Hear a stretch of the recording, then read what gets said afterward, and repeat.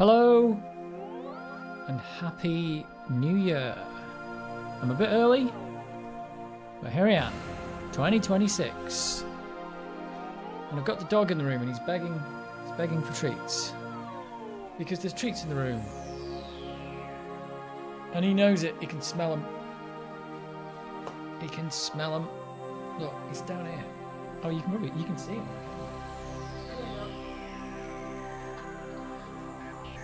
You can't see him for the microphone. The treats are up here somewhere. He knows where they are. Somewhere. How's everyone doing? It's probably not many people here. I'm a little bit early. Ah, wriggling. What are you doing?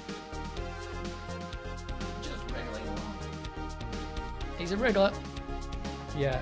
Well, he's actually it's Mr. Jozza and Acme DG.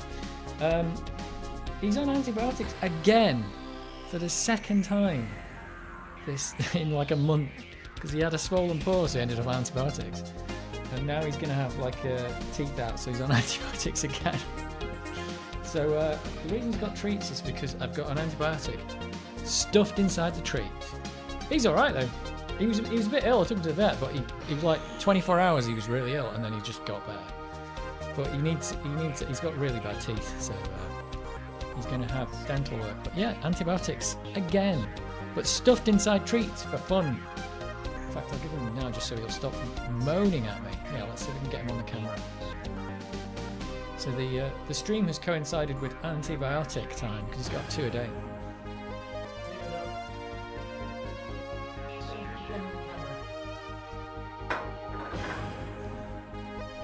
There you go. Oh no, he's not on the screen. There he is. Stuffing down antibiotics. And I'm going to have beer. Well, alcohol-free beer and cheap on me. It's the real Moss 6502. Medicine in treats, almost as bad as raisins in cookies. I like raisins in cookies for some reason. Not all the time, but sometimes, yeah. Oh, look at him go. Jeez. Just stick your bum in the camera, Rocky. It's fine. Don't worry about it. Nobody cares. He's not got many teeth left. He had quite a few out many years ago. But the ones he's got left are quite bad. And they're covered in tartar. And it might be what made him ill. I don't know. Maybe he got toothache. I remember having wisdom teeth toothache once, and it was the most painful thing I've ever had in my life. I've broken bones and it's less painful than toothache. So maybe that's what he's got. So they're coming out. But raisins in cookies is definitely better than toothache. We'll stick you on the. He's up there in the top corner. But he's doing all right. Yeah, he had a weird day where he was he didn't eat anything, he didn't drink anything for like 24 hours. Hang on, I'm gonna do that. And he was behaving really strangely. He was like, walking around and just going and sitting next to the door and just looking really sorry for himself, and he was shuddering while he was breathing.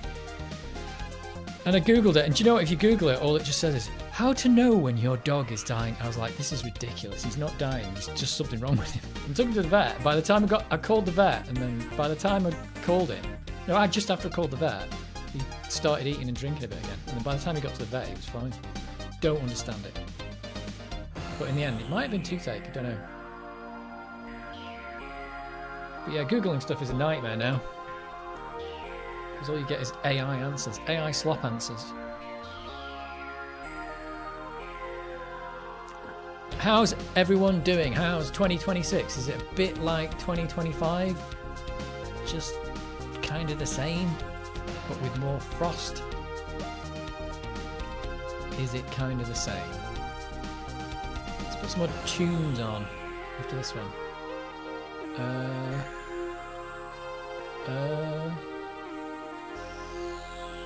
It's the same tunes as last week. Oh, Flimbo's Quest loading music's going to come on. Is it all working? That's what we want to know. Oh no, he's drinking. That's what he always does after having those things. It must be like salty. He's got water there. There you go. He's got the whole thing. 2026 is cold so far. Yeah. That's what I thought. I went outside today and my road is... It doesn't look that bad, but it's covered in ice. You could barely stand up. It didn't look bad, but it was bad. It's rubbish. Rocky doesn't seem to... Well, he puts a coat on. He doesn't seem to mind the cold too much. I suppose he's a dog, so... Is that the reason? Although I went out when it was snowing one of the times and it was... He didn't even want to... He was putting his paws off the floor because it was so cold. I was like, I'm going home. He's not into it, and it's really cold. Same shit, different year. Back to work, and the boss was keen and excited. We were bored and unmotivated. No one's excited on the first day back from year. Everyone is just like, what the hell? This is like, you spend the first like day thinking, what the hell am I doing? And I think by the end of this week, by Friday, I'd got back into the swing of things. But the first half of the week, you're like, what's happening? How do I do things?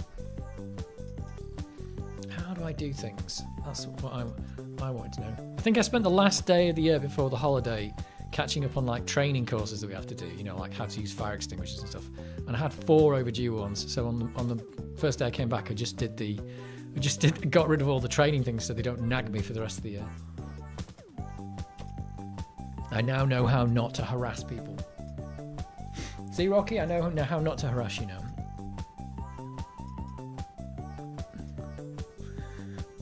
He's looking at me like there's going to be more. There's no more. That's it. That's it. Yeah, he's like, is there any more treats? No. The answer is no. Get over it. What is happening? When I saw the title of this episode, I thought you bought an A2000. No, but I was about to write Amiga 2026, and I was like, that sort of sounds like Amiga 2000, doesn't it? So, I'd like an Amiga 2. Well, would I like an Amiga 2000? I don't know. Maybe not. Probably wouldn't use it. I'd probably still end up using this one. I think that's the deal. Because Amiga 2000 is just basically it's kind of like a 500, but with...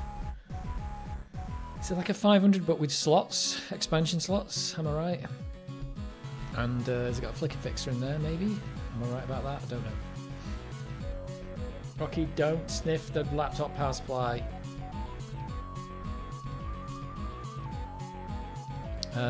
So yeah, isn't the Amiga 3000 the one to have? That's the one that introduced ECS, and it's got fast RAM in, I believe. Might be wrong on that. So it's not AGA, but it's got a cool little case. Did the 80,000 come before the 500? I just don't know. I thought it might be about... Maybe it was after?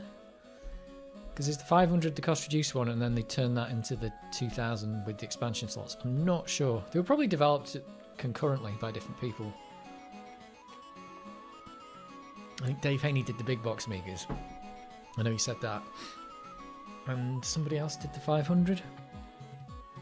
But obviously they've got the same stuff in. Rocky's just down here looking at me like, what do you want now? There's nothing. He's just looking at me like, what's going on? Was the 2000 basically a slightly revised 1000? I think it was a... No, I think it was more like a 500, I would say. It's like, take the 500 but put expansion slots in it. I think that's more like what it was like. And maybe, I don't know, someone would have to tell me, and is it easier to put fast RAM in that than it is in the 500? Because the 500 is the cost reduced one, so you wouldn't want to put the 1000 out again, because it was quite expensive to build. If you look inside the 1000, it's by far the most complicated Amiga inside, I think.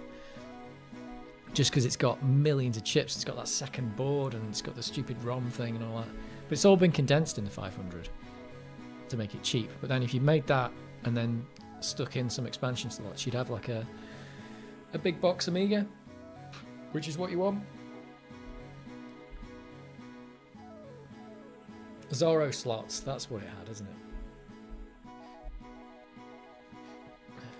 Zorro. It's a good name, that. Everybody wants a good Zorro slot. Never actually seen the hardware of the 1000. It's got a lot of chips in it. If you look at, I've seen a few videos of people like restoring them and stuff like that, but it's quite complicated inside, because the thing that makes the 500, well, the 500 and probably everything after that simpler, is it's got Gary, hasn't it? Gary's the chip that's doing all the coordinating. But that, I don't think there is a Gary chip in the 1000. There's just loads and loads of chips that do it, loads of like discrete chips. So there's no Gary. But Gary's one of the things that made it simpler. But also, to make it more complicated, is the ROM wasn't going to be ready by the time they were building the 1000. So they had to put in a second board that kind of sits on top, that's got 256 kilobytes of RAM on it, and you have to load the kickstart into that RAM. So there's a second board sandwiched on top of the already complicated board. So it's just incredibly complicated. I mean, it's good for what it was.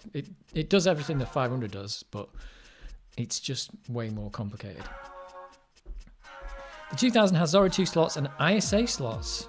It does. Oh yeah, it's got ISA slots because they wanted to introduce that PC card, wasn't it? It doesn't have a flicker fixer built in. That must be the 3000 that's got the flicker fixer, maybe. Could be wrong, but I thought only the 3000 included a flicker fixer as standard. You're probably right. I'm not really sure, to be honest. I only knew they existed not that long ago. Yeah, so the 2000's got an extra chip to do the bus stuff, and then the 3000's probably got an extra one on top of that to do the flicker fixing. Rocky, stop standing there and looking at me. Just make your mind up. He's just down here looking at me. I'm just going to grab him. Bring him here. Come here. Look, there's no more treats. There's no more treats. How long before he wriggles his way out? But yeah, I think the 3000 was one to have. The 3000, the one that's introduced the Kickstart 2, and it's got fast RAM in it, and it's a nice little case, and it's got the expansion slots. I think it had a high density floppy as well, maybe, I'm not sure. Don't know. I've never even seen a big box Amiga, so I can't really talk about it as much. But yeah, I think the 1000 would definitely be the Amiga that I wouldn't want, because it's just really clunky. It's big and clunky, and having to load your Kickstart and all that nonsense. But I think the reason it's the 1000 having to do that, because the ROM wasn't ready, is the reason why on all Amigas you can actually like relocate the Kickstart. I think it's the reason why WHD load can work, because it's possible to relocate the Kickstart because it had to have that feature to load the Kickstart in. So it still had to have a ROM, but the ROM had to be like really basic, just enough to load a Kickstart. So it was just ultra complicated. He's a bit more chilled out now. He's just trying to work out where the treats are. What do you think of the Amiga, Rocky? I'm not sure if he's not sure if he cares.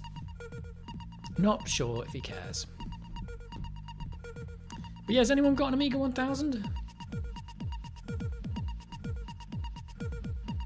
Anybody here got an Amiga 1000? Or even seen an Amiga 1000? I'm drumming on the dog. I'm not sure if he's going to be into it. You've got one! Oh my word. Do you actually ever use it? Do you ever use your Amiga 1000? Do you ever bust it out?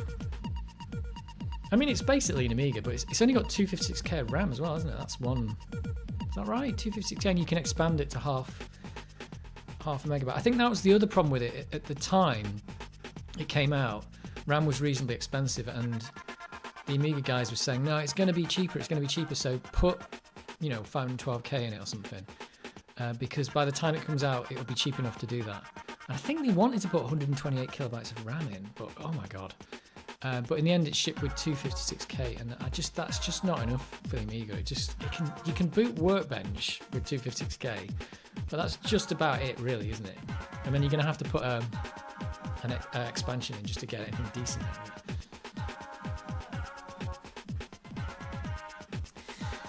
I can't imagine using the Amiga with only 256k of memory. Yeah, I don't think anybody could, to be honest. I don't think anybody could. I mean, you could boot Workbench 1.3 with that much memory, but by the time you've done that, you could barely do anything with it. Never use it. I'm too careful to use it. Well, that's the other problem, isn't it?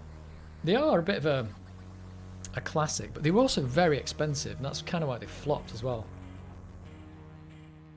I mean, expensive compared to the 500. Were they like $1,500, and a 500 being the same computer is like $500 or $600. It belongs in a museum. It does. It does. Rocky, there's no more food. Once. You'll have to go downstairs if you can't just sit down and chop. But yeah, the 1000. What a computer though. Started it all. Or I suppose actually it did start it all, but I think the 500 is the one that really started it all. Let's face it. Probably the 500 and the 2000, because they're kind of, from my point of view, they're kind of the same computer, but one's got expansion slots. That's the way I look at it. They're both a cost-reduced Amiga 1000, and one's got expansion slots.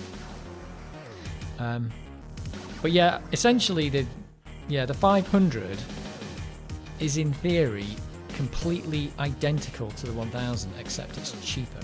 That's the theory. Well, it's got half a megabyte of standard as well, but there's no extra features. All the idea for the 500 was to make the 1000 cheap, and that's what they did. I'm a custodian, same as Dr. Chris. Yeah. Of all the Amigas, the original prototype boards are something I'd love to see in person. Oh yeah, I saw those. They were crazy. They were crazy. So they're the boards, like I was saying, that the Gary is like the condensed version of all the logic that's on the Amiga 1000. But they had like Denise and stuff, and Paula Agnes and Denise, but just done with discrete logic and wire wrap. It's just like, when you look at it, you think, how could anybody have even built this and it actually worked? Because I'd heard stories from Bill Hurd where he said, oh yeah, when they were at the Consumer Electronics show, they went over to see the Amiga guys, and they had this like tower of stuff, and I was like, when he described it, I thought, oh yeah, I could imagine a few little, like a modded computer, but when I actually saw what it was, I was like, I can't believe that thing even worked. It's insane. I like the keyboard that slid under the case. Now that was cool. Like, don't remember any other computers doing that. That is pretty cool. I don't know why more didn't do that, because it kind of acts as a dust cover as well, so it stops your keyboard getting covered in dust.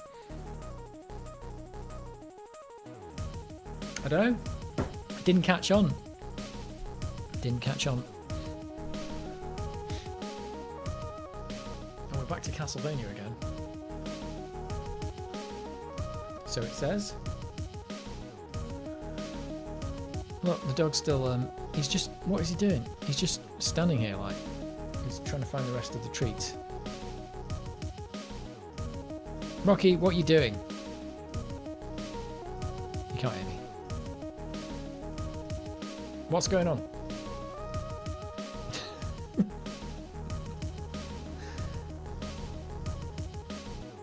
Nothing. That's what's going on. Nothing.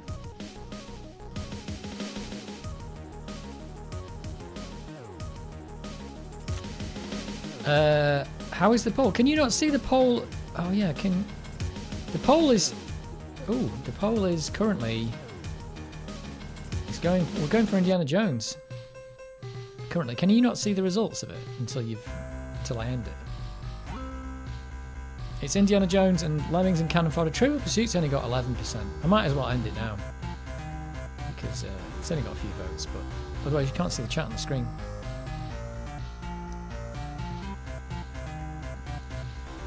We could get back to Indiana Jones. That's what people want. That's what the people want. There's not many votes, but I fancy playing a bit of Cannon Fodder because I've just not played it for so long.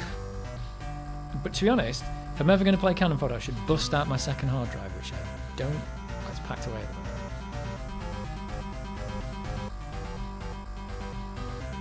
Rocky is still just looking at me. No love for Trivial Pursuit. I know. I can't remember though. Trivial Pursuit on the Amiga, did it work on the 1200? I can't remember. Because if it doesn't work on the 1200, we won't be able to play it anyway. Well, not unless I bust out another Amiga. But everything's packed away except the 1200 at the moment. I really need quick access to the other Amigas if I want to swap them out. But I've got no extra room in here to store it.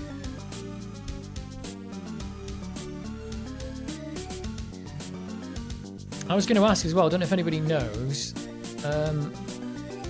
I was thinking about... This Castlevania music's good. I was thinking about making a little program for the PC and one for the Amiga, that the one on the PC can talk to the YouTube API and download the chat comments, and with a serial link I could have a little program on the Amiga that could pick up the stuff from the PC, and then I could have the chat that we've got, like the chat that's on the screen, I could actually have it on the actual Amiga. I mean, it sounds dumb, but I think that would be pretty cool. But I was wondering, does anybody know of a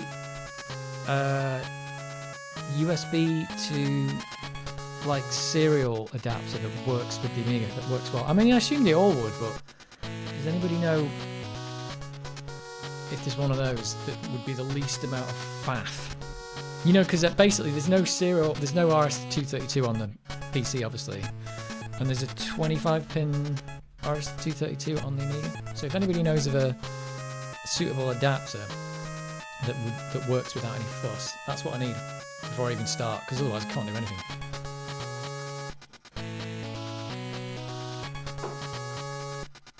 But yeah, that's my idea. That's a stupid idea. Just get the YouTube chat on the Amiga. I don't even know how to display it properly, because you're not going to be able to display the emojis and loads of the characters, so you're probably just going to have to do your best, I suppose.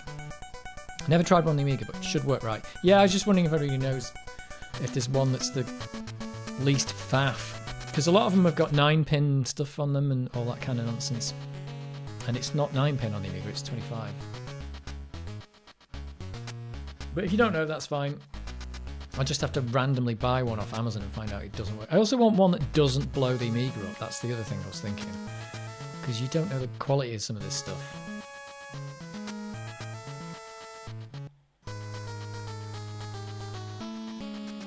But yeah, I think that'd be cool to have a little...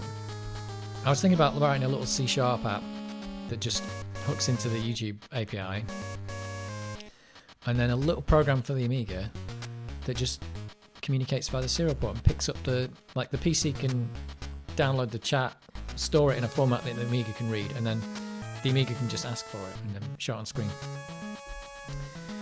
Should work or use an old PC?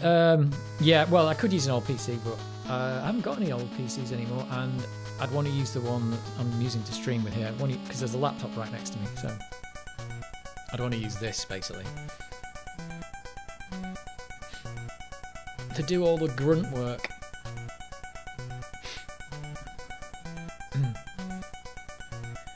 Can't you just use a 9 to 25 converter? I only need 3 pins. Yeah, well, I could do. I just wondering if there's if that's the correct way to do it, or if there's one that just don't need an adapter with it. I think I might even have a 9 to 25 converter somewhere, but it's probably lost now because I've moved house. The best way, you could use any old USB to serial on the PC and just get a 9 to 25 pin lap link cable. Yeah, well, I'll look into it. Either that, or I do have a MIDI interface I have a MIDI interface for the 1200, and then I could MIDI to the. I say that I don't have anything that's compatible with it on the PC either, so it's the same problem. Because MIDI's just serial at the end of the day. Well, it's kind of serial.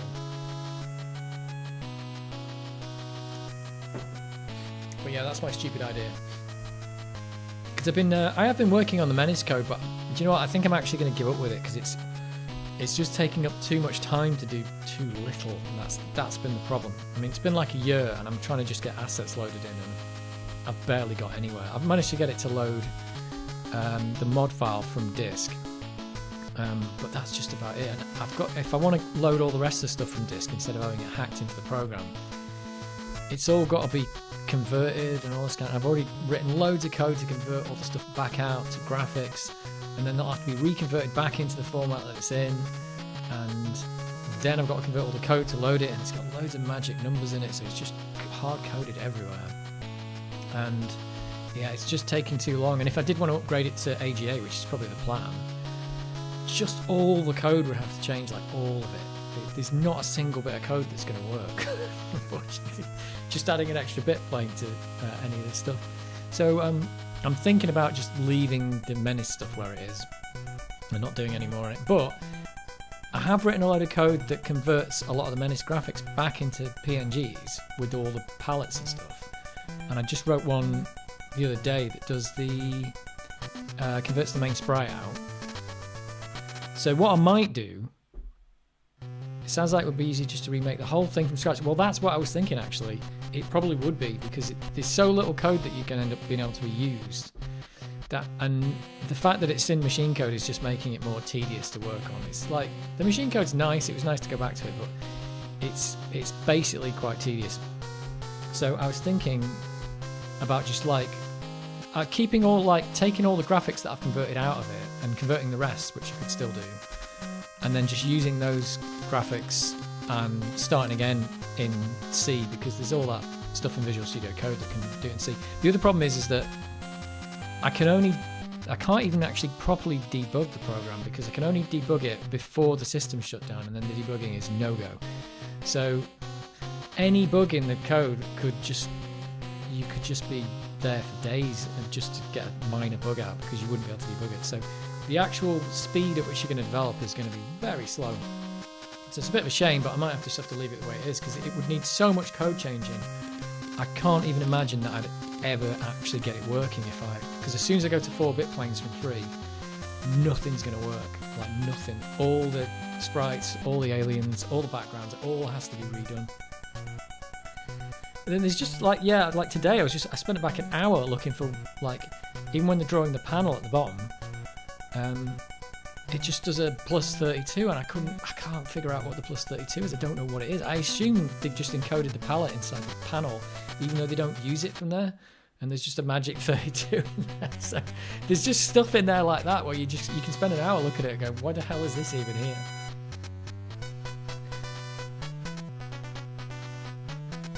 Let's skip over that one. So yeah, there's a lot of stuff like that. So yeah, in the end, I think it would be quicker to rewrite it in C. And I've already got the level 1 foreground converted out, and I've got the background converted out, but even they'd need changing from 16 pixel blocks to 32 if you want to use AGA, because you're wasting half your speed. The dog wants to go downstairs. I'll be back in a minute.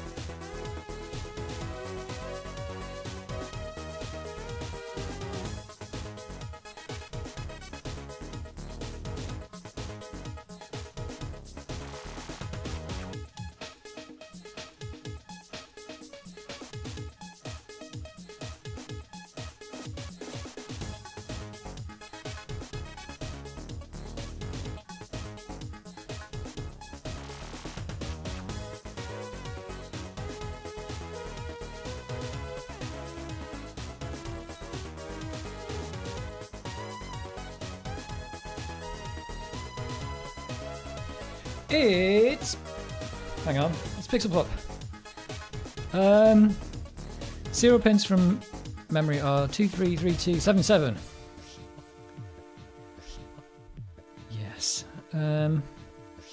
You came further with Menace coding. I thought it would be. I really appreciate the work. Yeah. So I think I'm gonna abandon it. It's good. See, Pixel Plop's here now. I was just saying. I don't know if you heard. I'm gonna abandon doing the Menace stuff because it's just gonna take up too much time. I'll be there for probably the rest of my life with you, because I don't get much time to work on it. So like, even if you work on it like for a few hours every week, I'll never get anything done in it, unfortunately.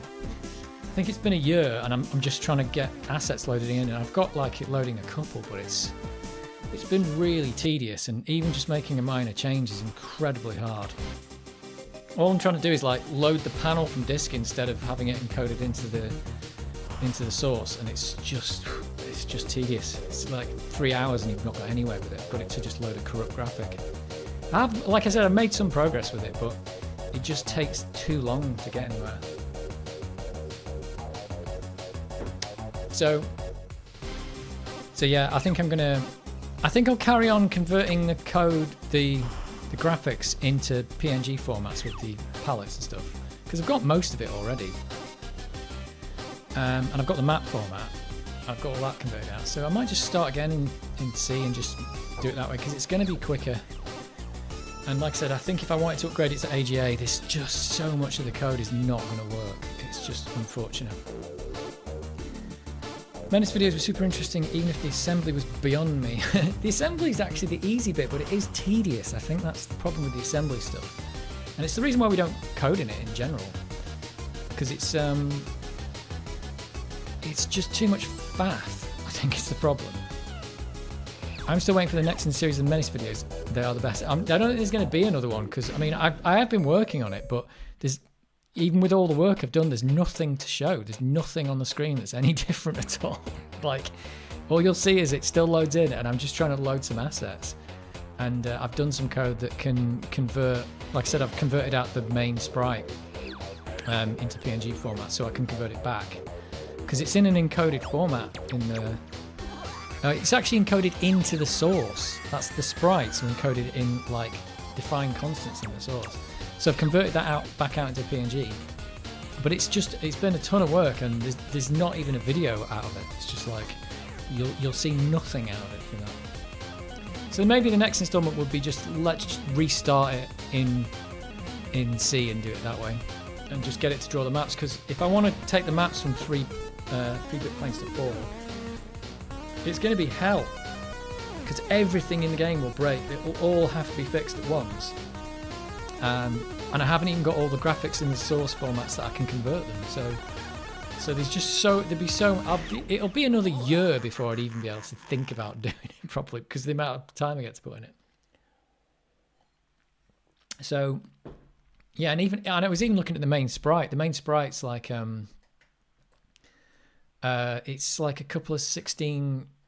There's a couple of like 16 pixel wide sprites stuck next to each other to make a 32 wide sprite, but the AGA can already do a 32 wide sprite. So I was thinking, well, I could convert that, but now that means all the sprite formats are wrong, so they all have to be converted, and even all the sprite code would have to change. It wouldn't be much use keeping any of it. Amiga coding is hard. I learned that the hard way. It is hard, yeah. It's quite hard. You don't get anything for free. Even if you just look on the GitHub and you look at the amount of code that I've written just to read a list of assets from a text file, and then load them in, and then keep pointers to them. That's been like a year of work, and nothing's changed in the game. All it's doing is it's loading the mod file that's playing out of the disk instead of having it encoded into the exe itself, to make it easier to like add new ones and stuff like that. But with all that work, there's not even, if I showed you a video, it'd just be me going, here's Menace, nothing's changed.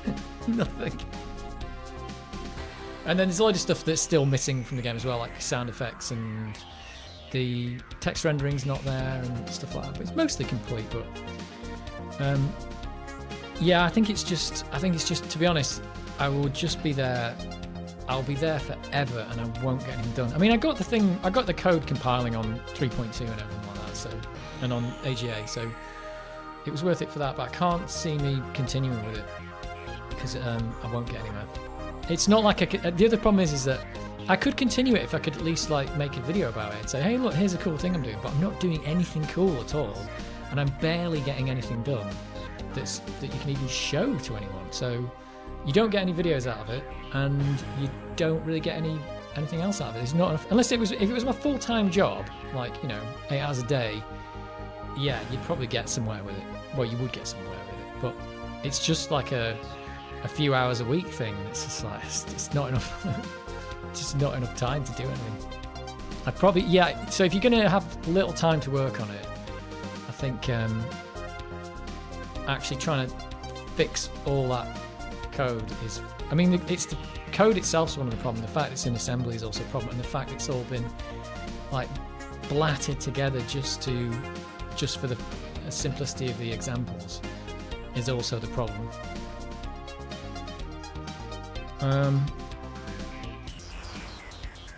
Tempted to channel my inner 14-year-old this year and finally learn Amos or Blitz Basic. Yeah, do it. Do it. Just start your YouTube Amiga chat project. I will stay subscribed. Well, yeah, I was thinking about doing that just as a sideline thing, but I was thinking, it'd be quite cool to have the Amiga.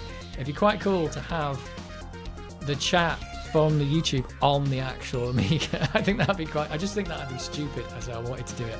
I don't think it'd be that hard because there's a YouTube API app that works in C#, so I could write a little program that can just bring in the chat, and then all I'd have to do is like get C# to convert that into something that's the Amiga's okay with, and or I could do it on the Amiga, and then just send it out via the serial, and then the Amiga would have to have a little program that could work over that could like read the serial port and pick up the stuff. And then we'd have the chat on the Amiga, which would be totally dumb and useless, but I quite like doing it. Basic is the best way to get back into Amiga coding. It probably is. It probably is. Or if you know, see, there's Ace Library or Bartman extension. Yeah, I've had a go with the Visual Studio Code, the Bartman thing before, so I'm all right with that.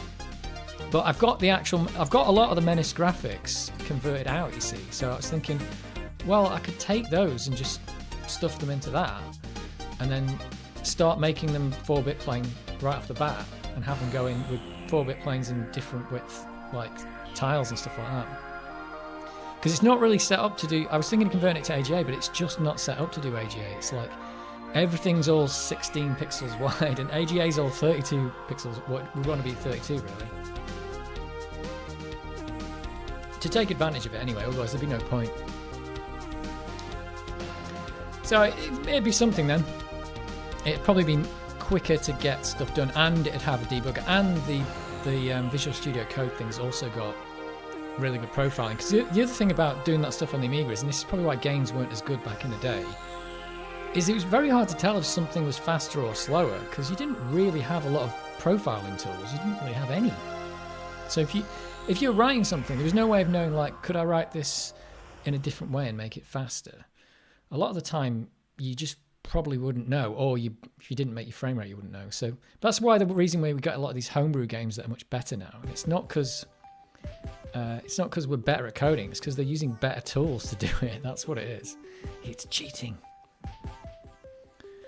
So I think, yeah, and I think I've ended up doing most of the stuff for Menace on the PC anyway, but just in an emulator. One thing I did do is I downloaded VASM, and I noticed it was DevPack compatible syntax so it's an assembler, and you can compile Menace on the PC. It does work, yeah. So I can actually edit on the PC and compile on the PC and just run it on the Amiga. But I still can't really debug doing that. But yeah, I thought that was quite cool. It's like there's an actual up-to-date assembler that can compile Menace perfectly fine. It wasn't even that hard to get it to do it.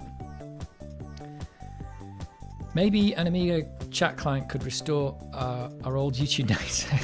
If the old YouTube names are there, I could get it to do it. If they're there from YouTube. I think that's just would be really dumb to have somebody that could do that, but I think other people could use that. If there's any other streamers who do, there's not any other Amiga streamers on YouTube though, is there? Everyone's all about Twitch, aren't they? They're all over the Twitch. All over it. But yeah, that's the update, is that I don't want to do any more repair videos and stuff like that, because basically I've got nothing to repair, unless some of my Commodore 64s don't work. So there won't be many more repair videos or tinkering videos, unless I do have some kind of project that turns up. The last thing I did was just install these lights here. It wasn't really worth a video. And I did want to just do more videos about software and stuff. And I think I've done all the Menace stuff now, so maybe it'll just get rebooted into C. And I'll stick it in the GitHub with the rest of it. And maybe it won't be I don't think it'll be an exact port. Maybe I'll just take the graphics and then start remaking the game with in C and see what we could have done.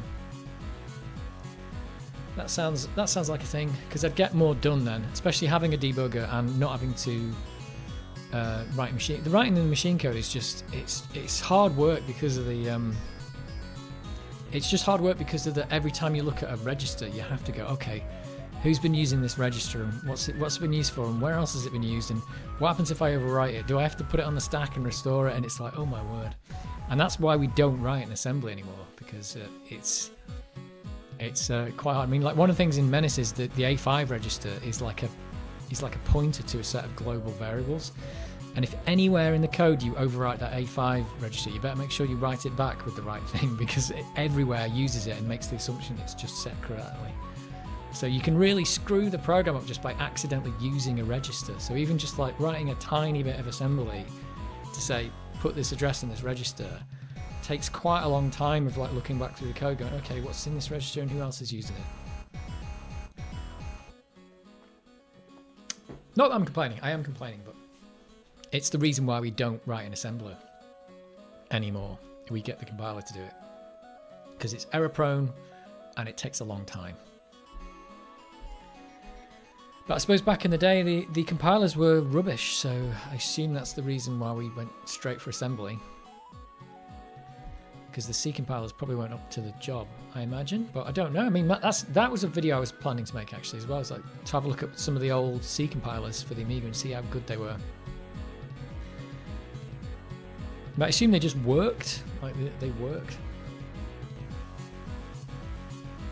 I think the people who made DevPack actually had a C compiler as well, didn't they? But yeah, it wasn't. I think that was just the point before we started doing games in C.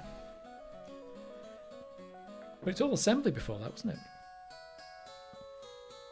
It was all assembly.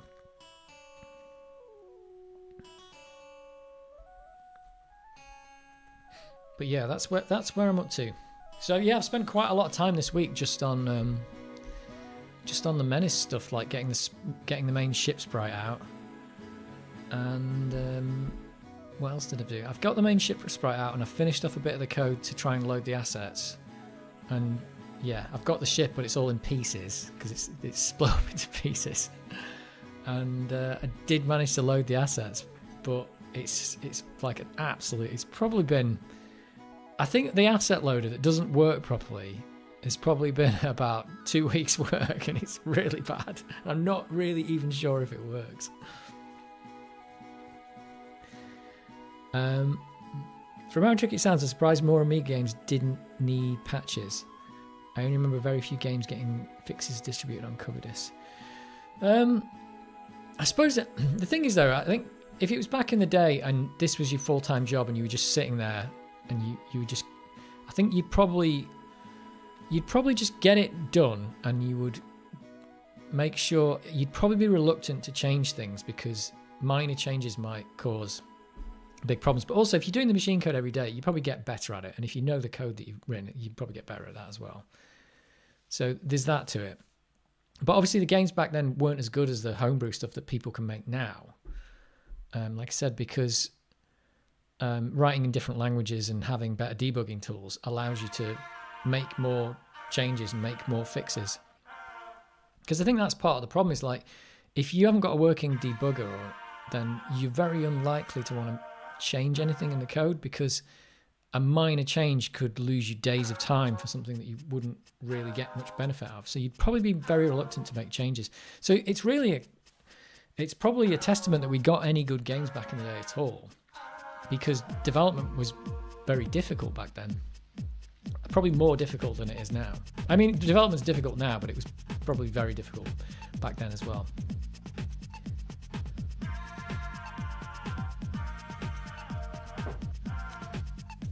But yeah, I mean, a lot of games ship with a lot of bugs and stuff, didn't they? So, but I think the biggest problem was most games just weren't very good. And I think that's the reason for it, is because you'd start writing something and it'd take you so long to write that thing that eventually the game would come out and you haven't had time to make it better. So I think that's the reason we got a lot of not good games. Also, we were still trying to find out what a good game was back then.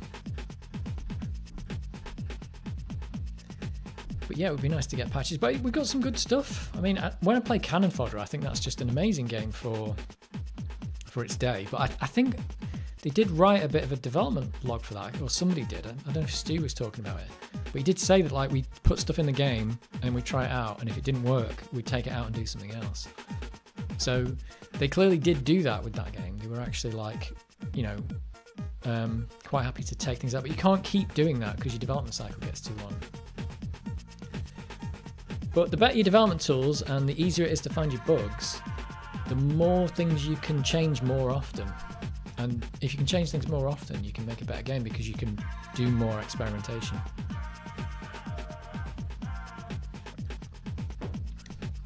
Should I start up Indiana Jones? Indiana, how do I start this? It's not in here. But yeah, basically Menace has been good, but it's time to call it a day because of the like I said, I don't have huge amounts of free time. So if I was retired, I'd be like, yeah, let's just work on this 10 hours a day. It's like, what am I getting out of it at the moment? It's like not really much, unfortunately. It's a shame. I would have liked to have done more with it. It's this. Now, does this just run? I can't remember. Did we have to do anything funny to make this run? Does this just run? We'll find out. We'll find out. Custom 1. Print screen to quit.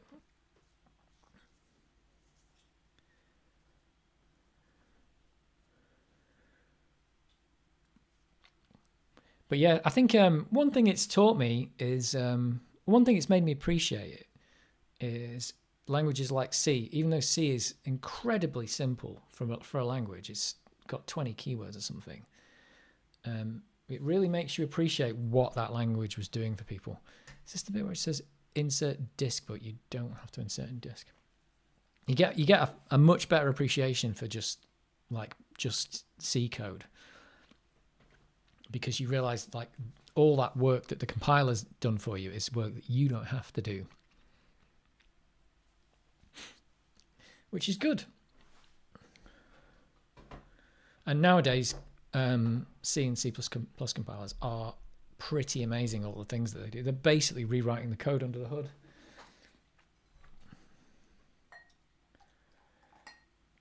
But I think back then you'd just be happy if it compiled the game without errors. It's funny because back in the day, when I was doing assembly language, I never even considered using C. I never considered that was a thing. Like, because it was just like, yeah, you do games in assembly. That's how you do it.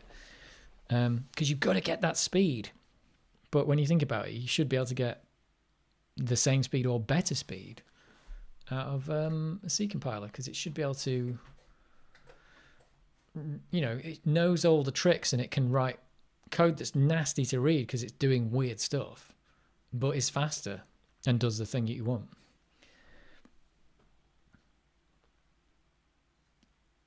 If that makes any sense to anyone. I don't know how many people here are coders. I know Pixaplop is.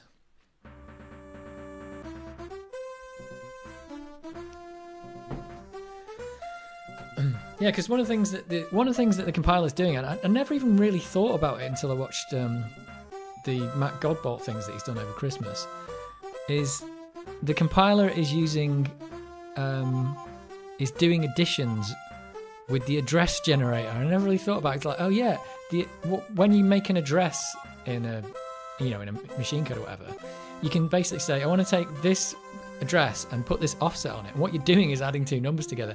And sometimes it's actually using that to do additions because it's quicker than using the add.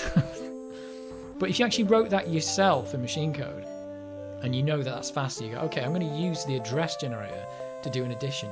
It reads like nonsense. If you're reading through the code, you're like, why is someone loading an address here and they're not loading an address? They are doing an addition to add two numbers together. So it's bonkers. It's full on bonkers. But you'd also have to know that that address generator is faster than your add function, your add instruction. Which if it isn't, you're wasting your time. C# coder here with some Python and VB on the side. Yeah, I've I've not done much C#, but I was planning on writing the thing to pick up the chat stuff in C# because YouTube's got an API for it. I did all the conversion of the Menace Amiga, the Menace graphics that are all either encoded in source files or encoded in files. I wrote C# programs to take that out and convert it back into PNGs, which I didn't really do much C#. So it was lots of just Googling, like, how do you do this? How do you do this? And just writing it in. But eventually I got something that worked, and I have output the files. So I've output the indexed PNGs. I have a bachelor in software development. I'm doing GRC related work. What's GRC? Great, really cool related. What's good? GRC. What is GRC? Rolling cats. Garbage rolling cats. Do I know? Does anybody know what GRC is? I'm not surprised that the 6502 has a bachelor in software development though. Since you're named after a microprocessor. Governance, risk and compliance. What does that mean? What does that mean? Oh, how do I load a game? F5. Yes. Governance, risk and compliance. Oh, Monte Carlo. Oh yeah, we got to Monte Carlo. Is this where I've got to try and... Does anybody remember what we're doing? I remember being here. What's this stuff? I've got gum. I've got a whip. I've got national archaeology.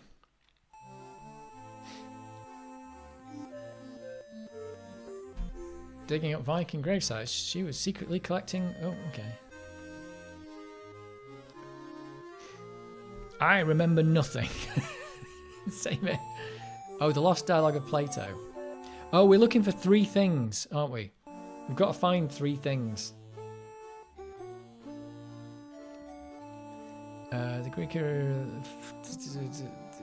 does this say? Don't know. Nothing of any interest. Yeah, we've got to find 3 stones or something, is that right?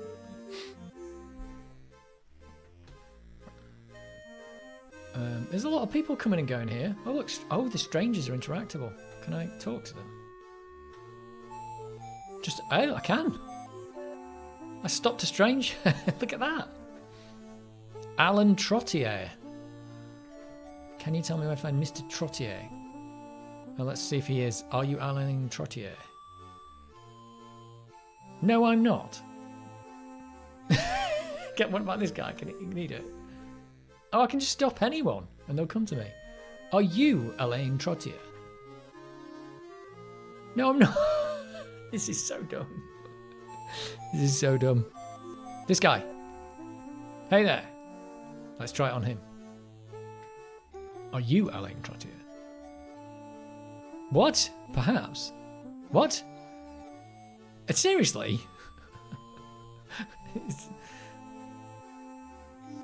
Is he actually this guy? Are you? It just says perhaps I am, perhaps not. Oh, I must be going. I was thinking for a minute there. Whoa. What about this guy? Are you Elaine Trottier? No. Oh, what about this woman? She can't be. Oh, it's gone. This guy. Oh, he's walking over to him here. Is this the guy who said maybe? Oh, he says perhaps. Who's asking? Okay, I'm Dr. Indiana Jones. Jones. I believe I've heard of you. The famous archaeologist. Oh my word.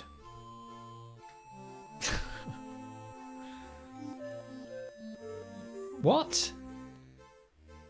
Part-time poet and professional dreamer. The tyrant revealed to me a 3 of cups which drove... What? And here I bump into you. What good fortune. I can't believe this has actually worked. I was just randomly stopping people asking them if they were this guy, and this guy actually is. Is he having me on or what? Do you think this is like, I think it's a trap? Well, he's talking to me. What can he tell me about Atlantis? That depends. I fear my wife will kill me unless I forget my crazy dreams to persuade me to ignore her wishes. Why did Atlanteans build the huge colossus?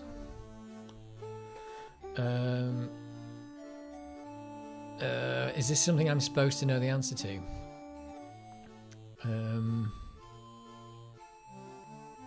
To make themselves like gods? I don't know. To place their city at the top of Mount Olympus? I don't know. You're just guessing? Yes, I am just guessing. Oh no, I've got to know the answer to this question. Oh no. What about this woman? Oh. Ah, I could ask her, do you know anything about Atlantis? There you go. She'll tell me. Oh, never mind. I can't believe this guy here. Now I'm talking to him. Back again, Dr. Jones? What now? Let's try this again.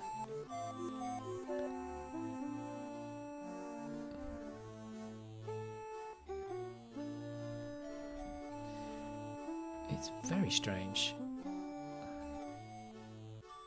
Oh, no, it's a different question. What material did the Atlanteans carve to search for orichalcum? Amber. Oh, that's right. Obviously, you know Plato's Lost Dialogue well. How can I help you? I got that right. That's ridiculous. There are multiple plots inside Monte Carlo. You need to remember some pieces from Plato's books. I just remembered one. By guessing.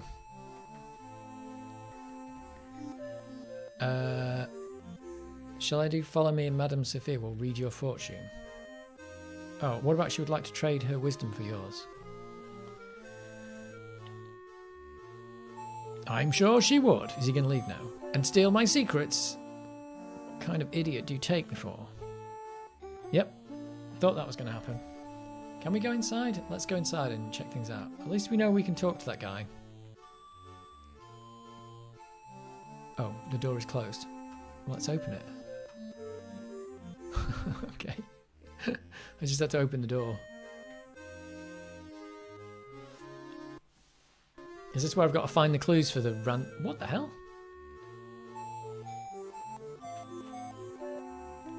Where's Trottier? He won't come up here.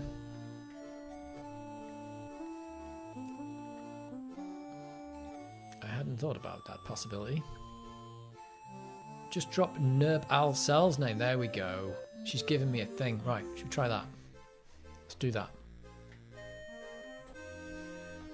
Let's do that. The door is closed. Okay, I'll open it.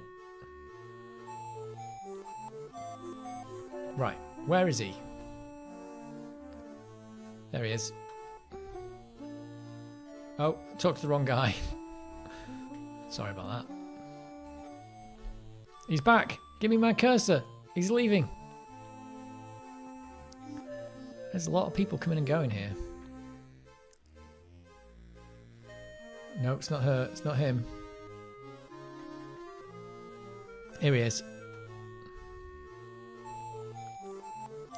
Right. Ah, I just want you to know I work for Nur Absal. There we go. Did you say Nur Absal? Well, perhaps you're not the buffoon I took you for. Huh. Now, excuse me while I consider this. What? That's it?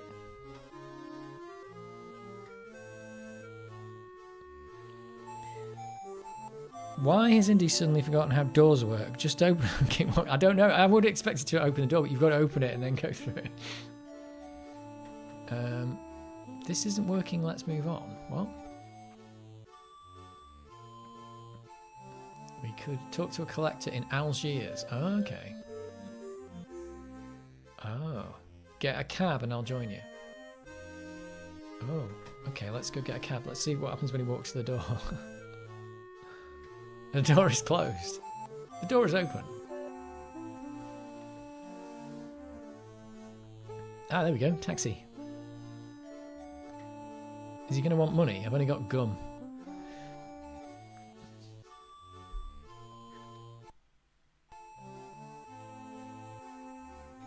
Let's go to Algiers. That's what she says. No, it doesn't do the music.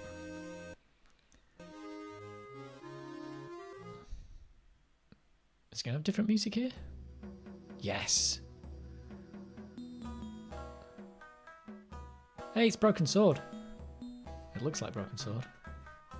Where's Lockmorny go? Let's talk to the beggar.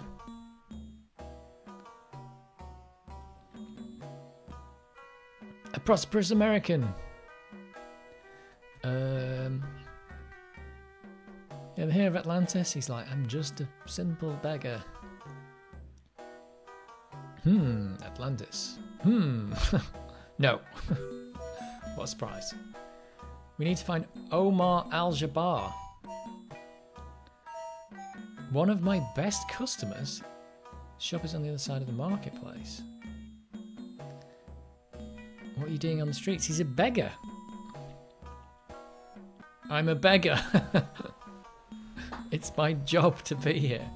Today I'm offering a discount. Give me food and I'll give you a free gift. What? Haven't got any food. I've got gum. Let's give him the gum.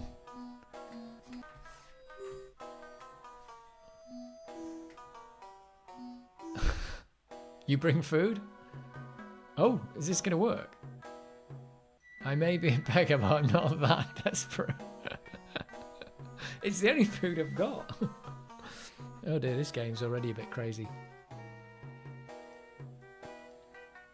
Is there somebody juggling knives over there? So he wants food. As citizens. I don't want to disturb them. Well... there was something there, wasn't there? Oh no, citizens. Oh, I'm going through here. I'm going to talk to the knife thrower. Excuse me, are you a knife thrower? Oh, nice knives, let's say that. Yes, they were a gift from my father. The greatest knife thrower in North Africa. I'm trying to follow his example. No one will volunteer to be my assistant. Oh no. Since the accident. Can't I volunteer? Apparently not. It's a shop nearby, behind the marketplace. Near bother. I just wish a volunteer would step forward to assist me. Can she do it?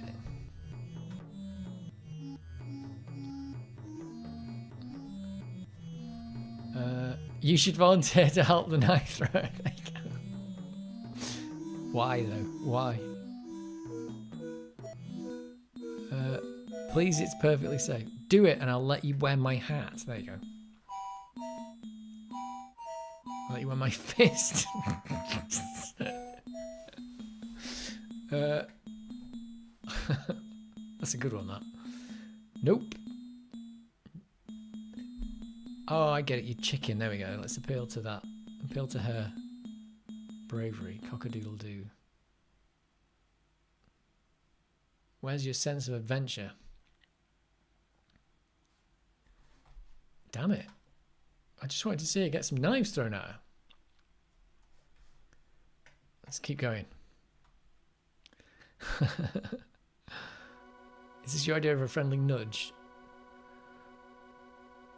Oh, it's perfectly safe. Please, it's perfectly safe. There you go.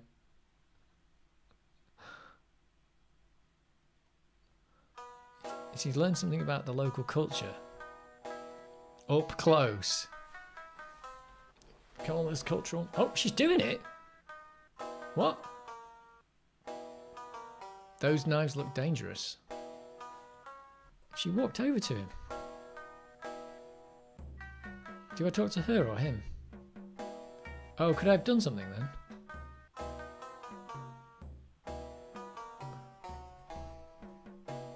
We won't get anywhere until you volunteer. Oh, is there a push? Oh, stop trying to push me into this. I thought it was waiting for me to do something there. What's with you anyway? Gotta see the genius in action. Oh, here we go. Give me the controls. Push.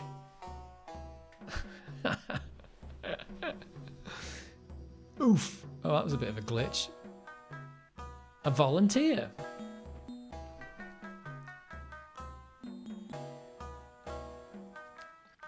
Well, come on, you volunteered. Why can't Indy do it? Oh, she's going with it now. Oh my god. She's not dead. Thanks for your brave assistance. Why did we do that? Oh, well, I want to express my gratitude. Oh, souvenir knife. Oh, we've got a knife. Take this knife before I use it on you. Well, at least the knife got given to her in her hand and not stuck in her head. Oh, it's a blood-stained knife. A sharp blood-stained knife. Well, I can use it on the gum now. There we go. I don't think that will work. That's about all we've got. Yeah, you were saying push, and it was highlighting push in the text as well. Is that the first time I've used push? I think I pushed a button before. I can. Happy bunch of knife throwers audience. Right, I got a knife. Oh, is it grocer? Oh, here he is. What looks good today? Oh, that's a very unreadable text. Squab on a stick. Only 20 dinars. Do you not accept US currency? Because I don't actually have any. No.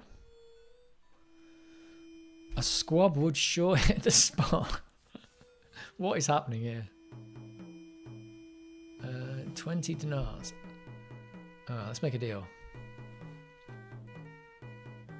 What kind of deal?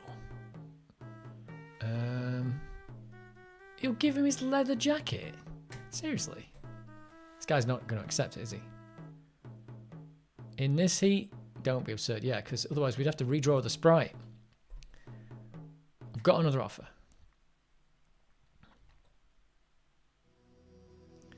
Ah, beautiful knife. For a squab, I already have several of those knives. The knife thrower has notoriously bad aim. I'll get back to you. Why do I even want a squab on a stick? Why would I want one? Some of the text colour choices are interesting. I suppose they've got to pick from the problem is they've got a limited palette. So they've got to pick text colour that's in the palette because they're doing different coloured text. So it's always going to clash with the background in some way because like some of that text is, some things in the image are going to be that colour. Oh, let's make another squab offer. I want a squab on a stick. Come on. Although, no, I can't do any more. Wonder if there are more readable on CRTs. Maybe not. I think not. I think that text in particular was unreadable.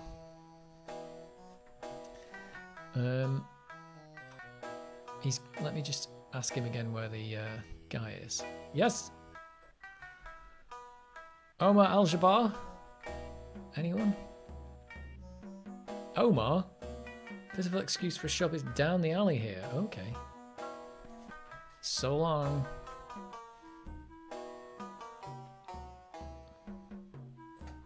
Right, well. I'm not sure there's anything else here. But remember, we can get a squab on a stick if we need one. Should we need one.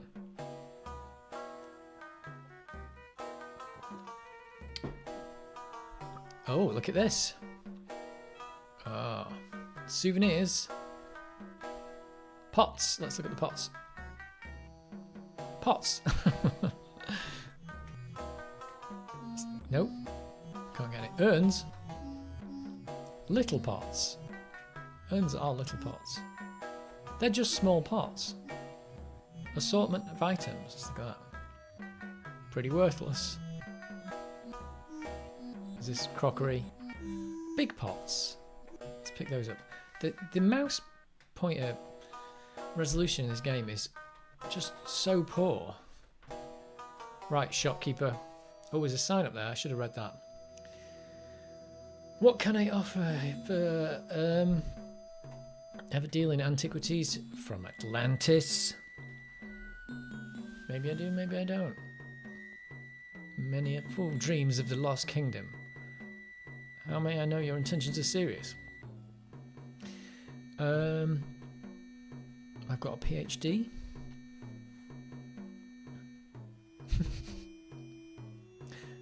Quite a sense of humour, I see. Oh, okay, right, you're going to end the conversation there. I've got a knife, remember. Oh, are you Mr. Omar Al-Jabbar?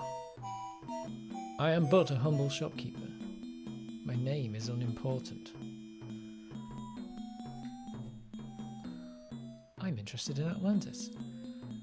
Oh, he needs a reason to be taken seriously. What?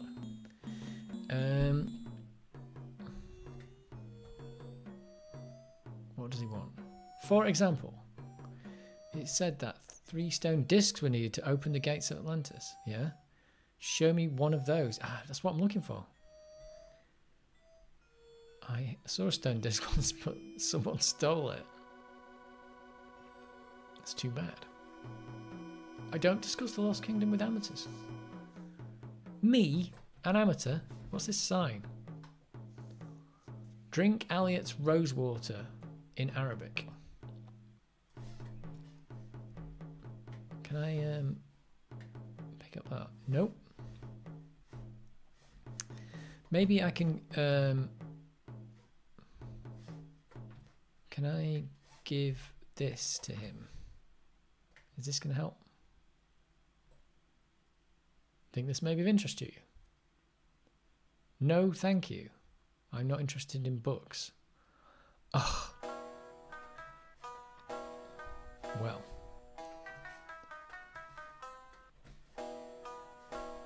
This guy wasn't much help. There's a mask here. Funny. Looks like that ghost we saw in your study. That ghost was Nur Absol. Can I get the mask? Oh, I have got the mask. OMG. Oh, he won't put it on. Can I give it to the guy? It's his mask.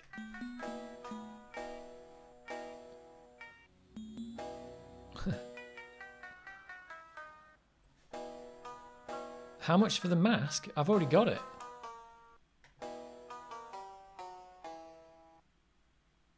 Oh, you can take the worthless thing. It's scaring away my best customers. Oh. Weird.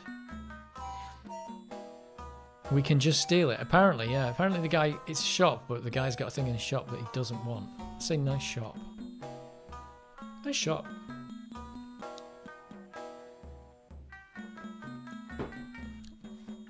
Well, I got a spooky mask. I'm not sure if I'm going to be able to do anything else here.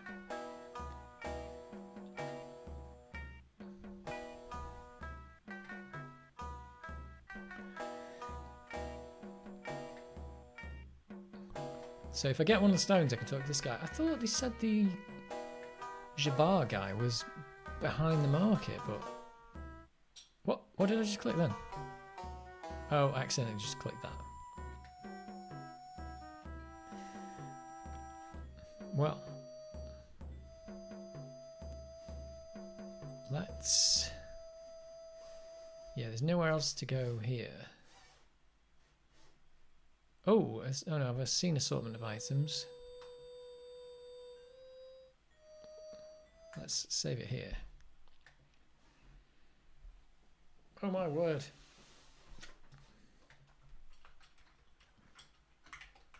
The mask. Watch out for the epilepsy warning. It's just flashing now. Right, let's see where if we go back to the... What the hell? I've got a knife and a mask now, but I don't know what I'm going to do with any of these things.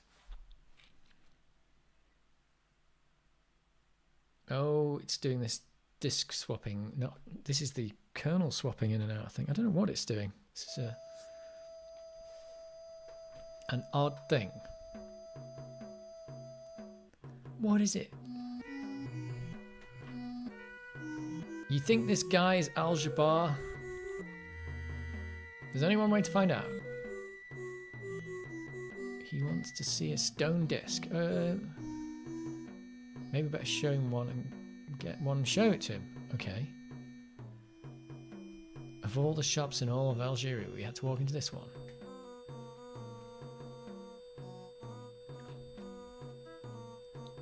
We'll always have Iceland. Hot enough for you? Hot than this if the Nazis beat us to Atlantis. Right.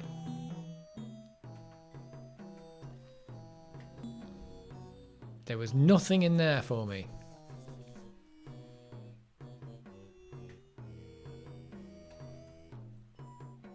Does this guy, I can't remember what he wanted. He wanted a... Oh, we've got a mask now. I'm listening.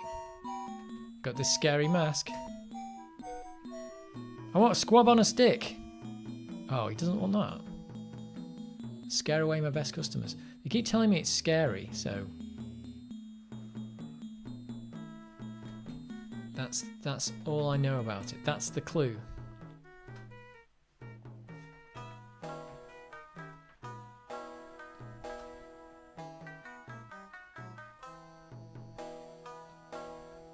One act a day. Okay. And these these guys.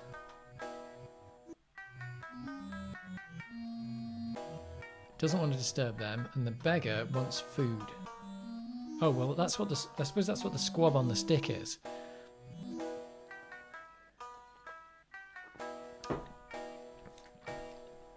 But we don't have anything that the other guy wants.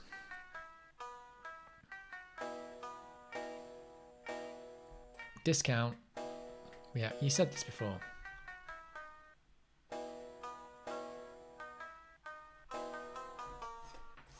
Is there... Oh, this... Ah, there is somewhere else to go. This way. Oh, we better not go out there, we'll get lost. So you tell me I can go out there, then you won't go out there. That's pretty annoying.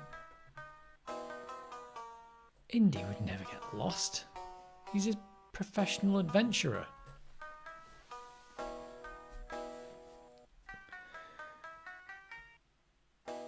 I just bought a Surface...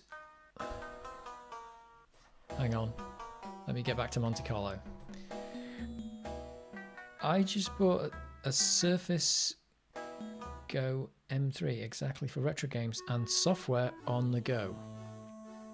I don't know what a Surface Go M3 is. Is that like an Android thing? Go up? What, was there stairs I could go up there? Wait a minute. Oh, he won't go on the city streets.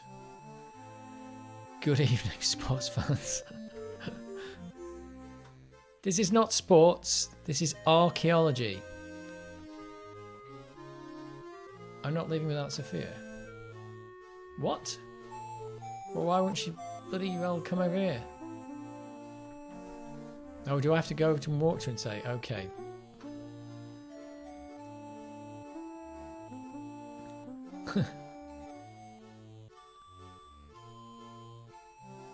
Oh, okay.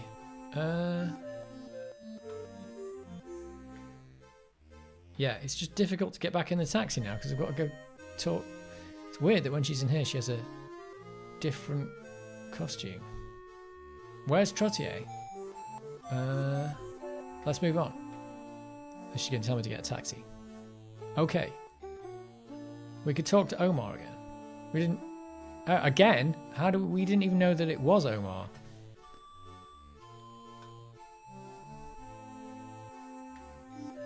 Let's do it.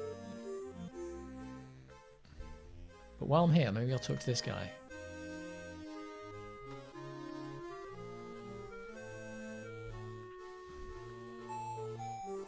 Dr. Jones.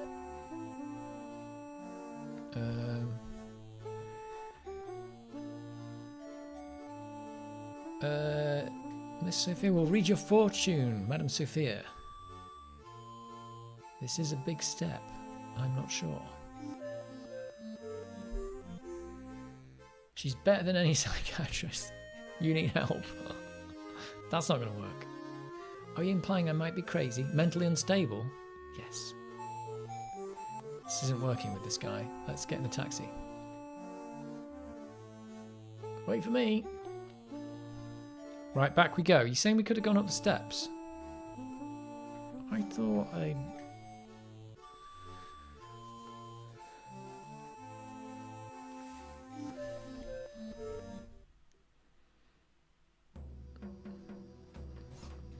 Up there. No, I don't think you can go up there. Oh, roof, you can go up there. That's pretty weird. Yeah, I saw those and I thought, can you go up there? And then it didn't look like you could, but you've got to click in the sky. Bit odd. It's a hot air balloon. It's not a hot air balloon, it's a hydrogen filled balloon. There's a balloon, man. OMG. Let's talk to the balloon man. Yo, you have a ticket. No ticket. What? I need a ticket? Let's give him some gum. That's no ticket. Let's give him the mask. Nope.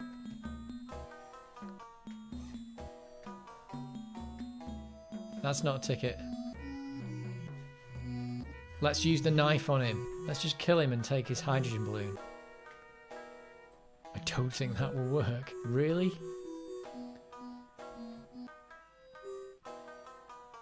If you have a ticket, you see sights. If not, you don't. Oh, oh, he won't let me go over there. Okay, well the roof's a no-go. But there is a hydrogen-filled balloon. Fine example of Algerian know-how. It's a bit of an odd thing. Why are we sports fans? Why do you think we're sports fans? Will she do anything with... She got a ticket. He says he wants a ticket. Then let's find one. Oh, I'm so glad I brought you along for your such grateful help. You're guessing the ticket will be the free gift from the professional beggar? It could be, but that means we need the squab on a stick, which means we need something to give to the guy to get the squab on a stick. You look like Vivian Lee. So the question is, what? Frankly, Indy, I don't give a damn. Is Vivian Lee the person from Gone with the Wind, by any chance?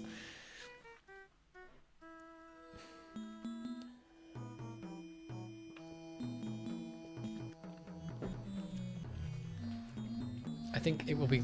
It'll be the woman in Gone with the Wind. It's got to be because she did the "Don't Give a Damn," which they got fined for that, didn't they?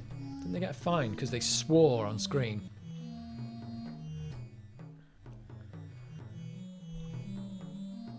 Or is Vivian a woman or a man? I don't know. Is that a man and a woman's name, Vivian? Or is it Vivienne? I don't know. But it's Gone with the Wind. Yeah? It's just a turn of phrase. Oh. I see. Gone with the Wind, Discreet Condoms, big old films. Oh yeah. Find out how much they got fined for saying I don't give a damn. I know they got fined for it. Is there no? What did it just say then? Something about archaeology. Oh, that was the thing down here. Right, there's nowhere else to go here. We've got the knife. We won't talk to the citizens. Let's just check if I've not missed anything.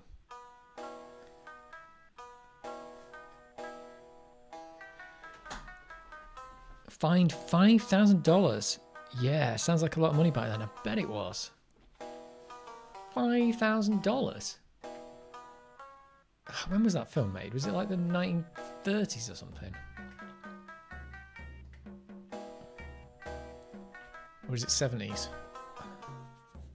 It's going to be 70s, is it? Maybe 60s? Don't know.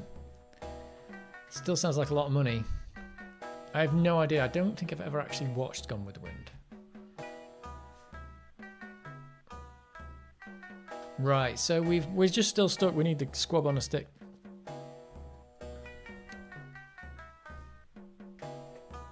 Squab offer. I've got a squab offer for you. I'm listening. It's not the Scary Mask though. 1939. I was right the first time. Scare on my best customers. Wow. That is crazy. But it's got that like Wizard of Oz look, hasn't it? Crazy. Right. Let's just check we've not... Oh, hang on. I can walk to city streets there as well. Nope. He won't go that way. Okay. You won't do that, hey? And just go the back alley. 1939. I suppose it makes sense because in this game, it's the 1940s, isn't it? So it's period correct, the joke.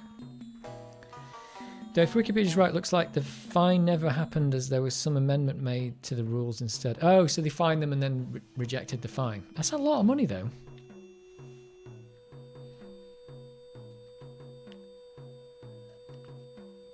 It's funny, isn't it? We've got like films being fined for saying damn because it was a swear word, and then fast forward and we've got like Deadpool that's a 15. It's just ridiculous. Right. I don't think there's anything else in here that he will pick up or do. There's a souvenir. It looks like that's just a sign. This guy's probably our man, but he wants the stone.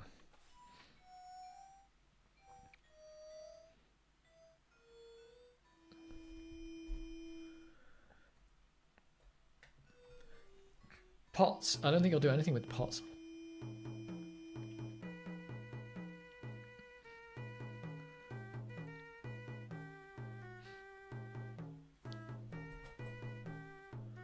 I'm not sure I should trust you.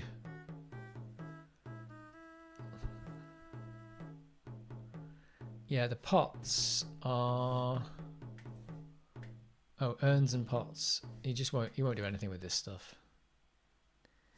They're just pots. Well,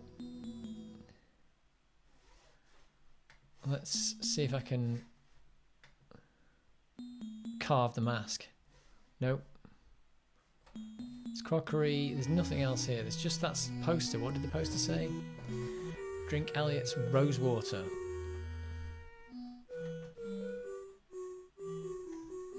No, I think there's nothing else for us to do in here.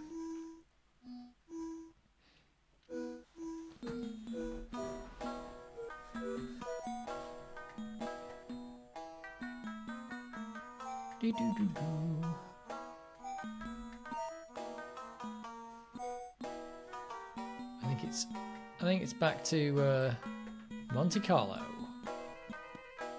Back to the airport. A long and dusty road.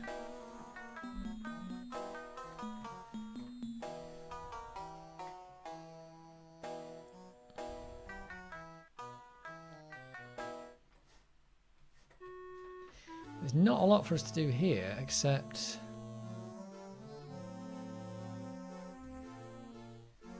talk to more strangers, maybe? I don't really know what to do now. That guy just wants something. But I've got nothing to give him. Remember? No Balsal. Allow me to some time to cool my anger. Oh, he won't talk to me anymore. Okay. She won't do anything. Know anything about Atlantis?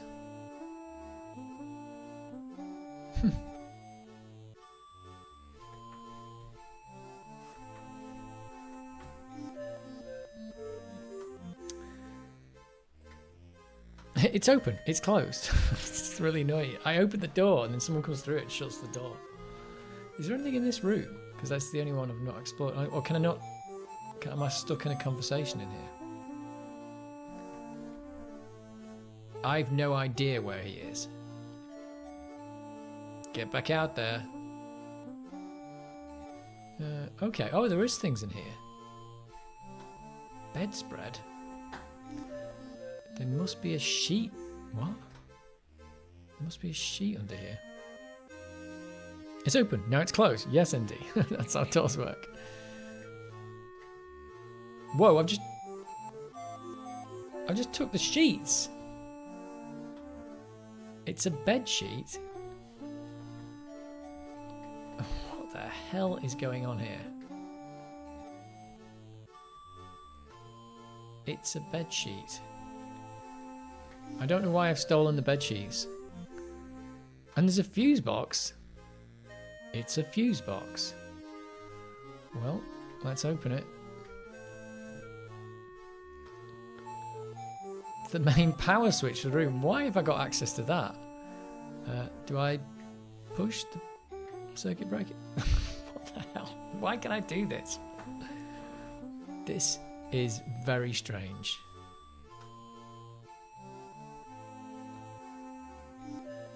I can't see anything. I can barely see the text.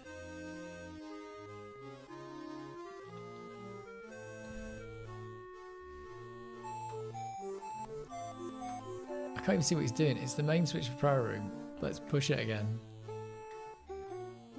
That is... I don't know why we need to do that, but I assume there's going to be something going on in here, like a seance or something, and I'm going to have to like activate that to make it look weird. And I've got a scary mask, right?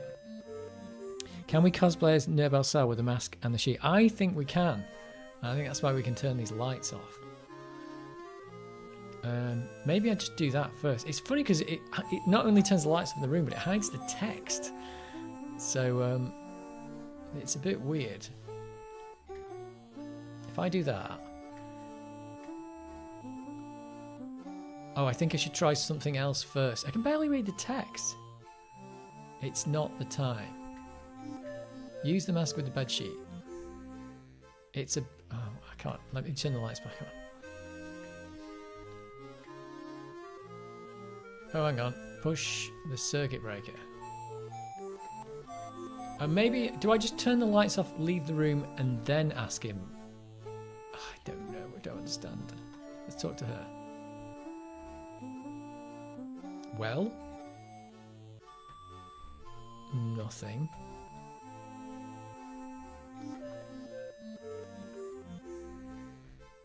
Is there anything else up here? Nope. Yeah, because he kept saying the mask was scary.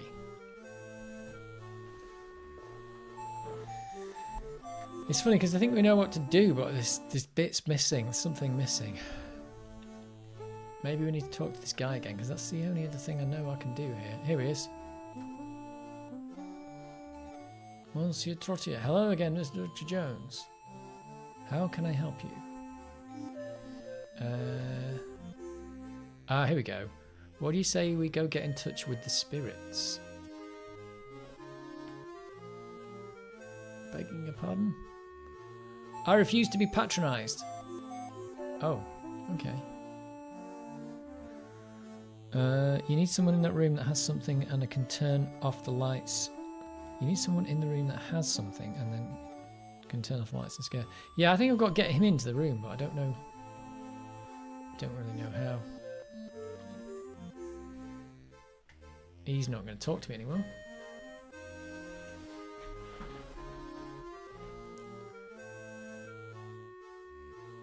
Let me some time. Oh, you can't keep talking to him. He's got like a cooldown.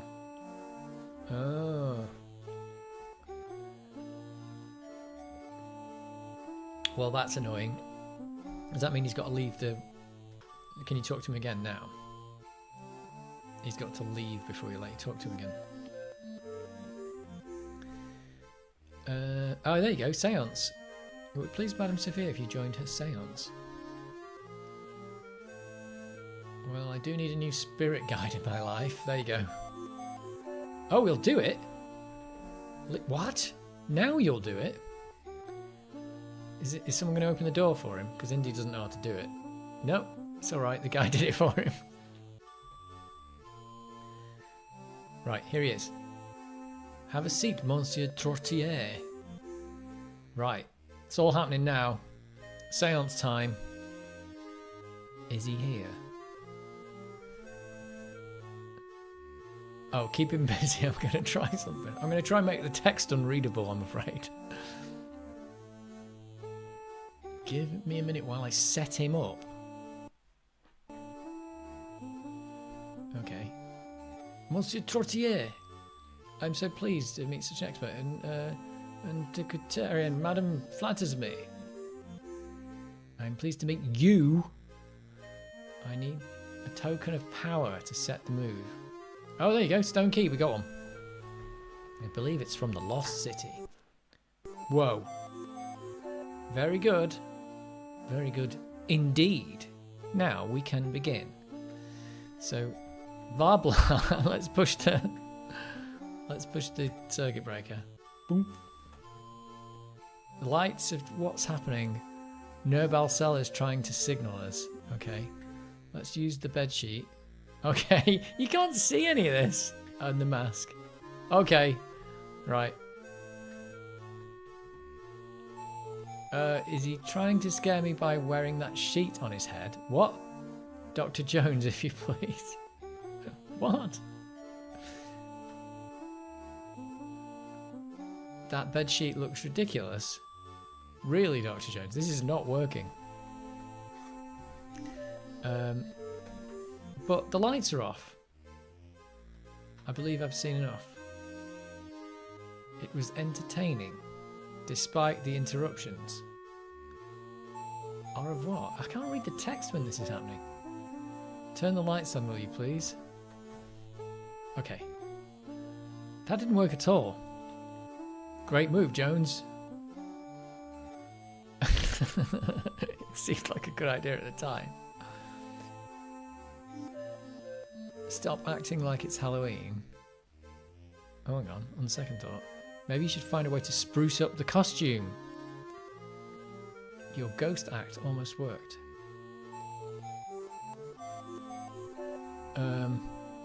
How do we spruce up the costume? I've only got gum and a knife. Can I... This is what I wanted to do in the first place. I wanted to use the knife on the bedsheet. Don't think that will work.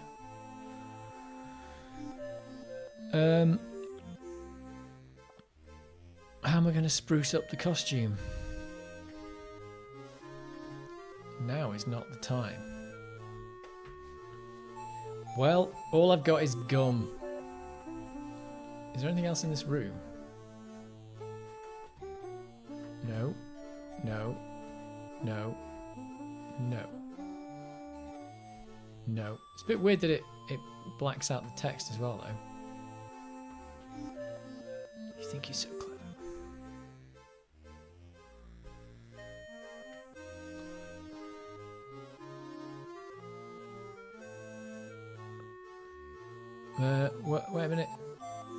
Multiple plots is one of the plots this works.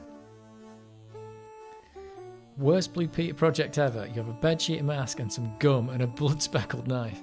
Yeah, do you think I'm supposed to get the knife out as well? That's a bit weird, isn't it, though? But he won't let me use, like, the... Yeah, he won't let you use the knife on the bedsheet. I don't know. It's an odd one. I mean, I think I've got to do that, but what else can I do to spruce it up? I haven't got anything. I've got a whip. He's instantly recognised me, even with the lights off. So, I don't know. The door is closed. Okay, I'll open it. I'll open it. Let's just save it there because I've got the mask. I think that's the only thing that's changed. Yeah, so how do I spruce up the costume? Sprucing it up. There's nothing else I can do in the... Can I get the knife thrower to throw knives at it? I'm just thinking like you have to like shred it a bit to make it more scary. I don't know. Oh god, you have to talk to her to say you want to leave. Is there definitely nothing...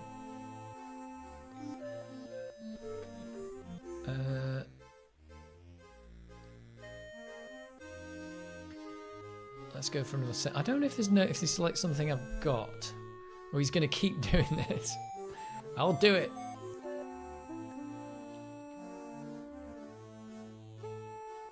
I wonder if there's something you can do in the room when it's happening, but I don't know.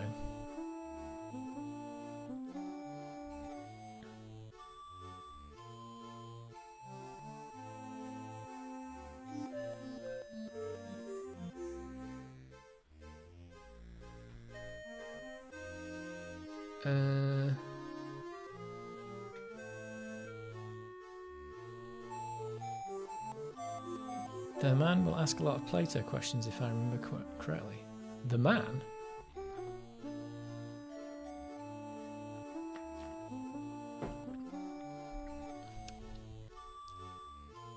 So that's the thing we need. Blah, blah, blah. So I can't do that. I've got to push the circuit breaker. The lights, what's happening? The lights. I can't even see my mouse pointer. Oh, I can look at the stone disc. Must be... Oh, can I just pick that up? Oh, I can't even see my mouse pointer. Oh no, he's not allowed to do anything when I'm out there. So if I do that, do this, and then go and pick up the stone disc.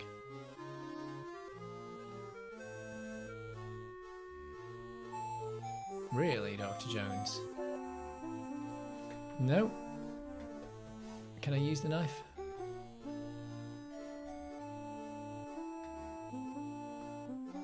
It says ghostly drapery now. It's a bed sheet. Yeah, I don't really know what to do.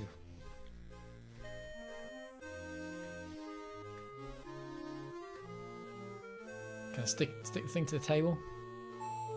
Nope. It's ridiculous. You can't even read the text though. What the hell were they thinking here?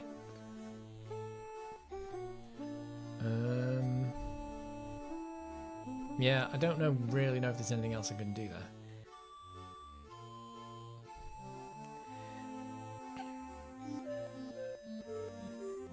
Turn the lights on, will you?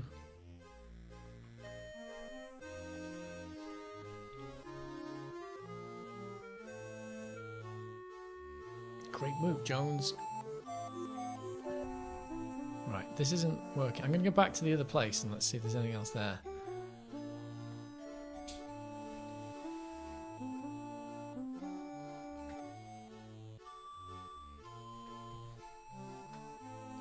Yeah, I don't know how to make it spruce it up. Seeing as though I've got it. Oh, what? I better put the bed sheet back. Why is he doing that? What? Why did he put the bed sheet back all of a sudden? He didn't do that before. And now he's picking it up again. Oh, is it because you can't leave here with it? What?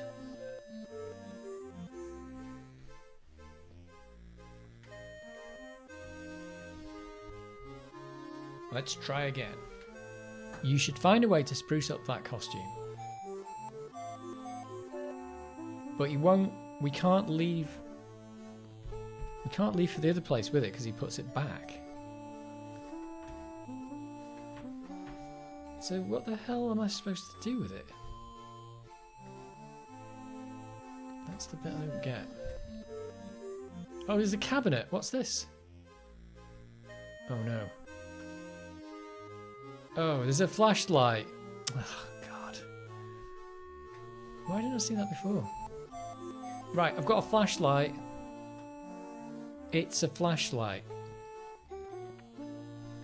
Let's try this again then. Can I spruce it up with this? Oh, he's putting everything back. Oh my god. Why can't I take it out of the room now for some reason? I don't understand why he's putting everything back when he didn't put this back before, did he?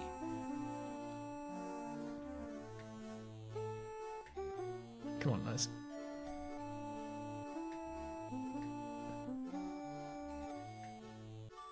This is weird. Right. Pick up the bedsheet. And pick up the flashlight.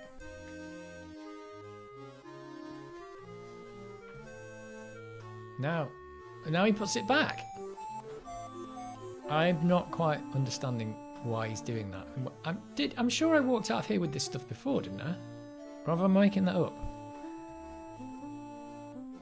I feel like something weird has happened. Right, oh, no, don't leave. So I've got to pick them all up really quick now. How can I help you? Right, another seance. Oh my god. He's gonna go for it. I'll do it.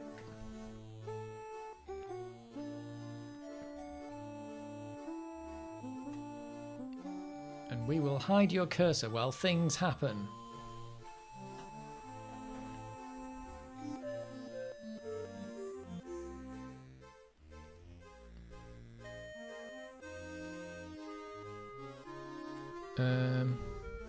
Keep him busy. He must relinquish his blah.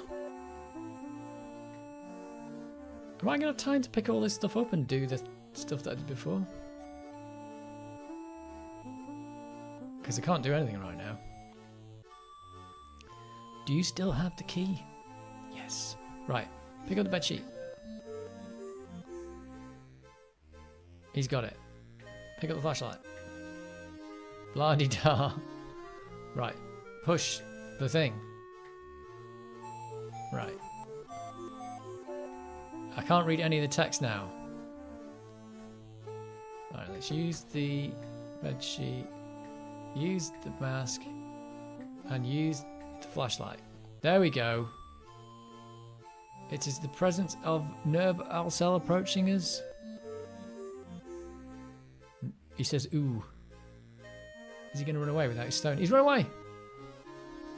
Well done, Indy. You can read the text. Jeez. Oh, the flashlight was actually on the inventory. I couldn't even tell that. Oh my god. We have one of the 3 stones. Let's hope we can find a way to use it. I bet Trotty got it from Alger. A lot of those do business together. Let's head for North Africa and find out if I'm right. I'll hail a cab while you get changed. She kept getting changed before. Didn't she now? Well, that was weird that I was sure I walked out there with the bedsheet before, but did I not? Maybe I made that up. Maybe I made it up. Right. Oh, there's the disc. No, is he going to put the stuff back? Oh no, he does put all that stuff back.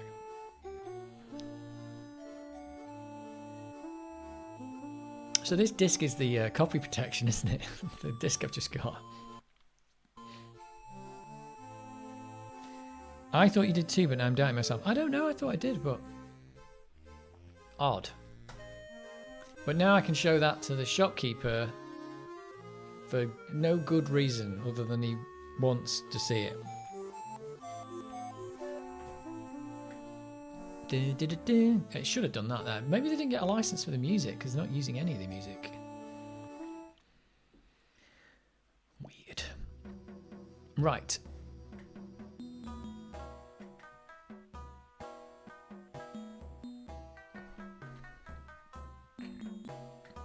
Come on.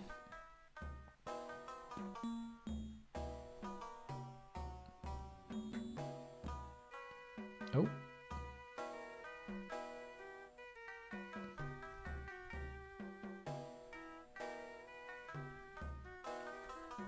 Right, here we go. Oh, it said something then. Oh, it said assortment of items. Shopkeeper.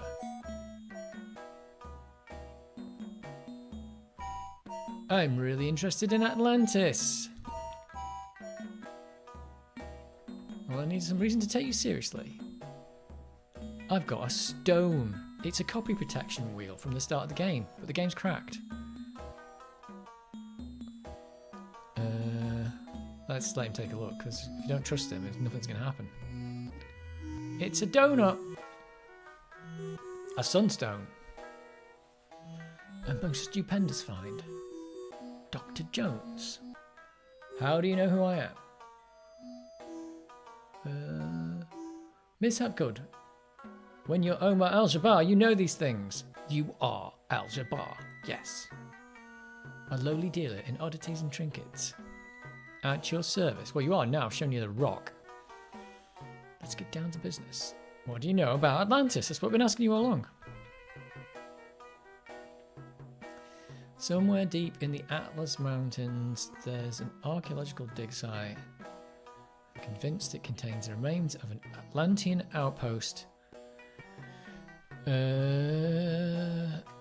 Whose dig is it? Don't say the Nazis. Uh-oh, it's the Nazis. Oh dear. It's the Nazis. I hate those guys. Time scoundrels appear in the shop to trade my pieces they stole there. The designs are unmistakable. Where is it? I'm not exactly sure. I've learned enough to make a rough map, but it's very rough. It's in crayon.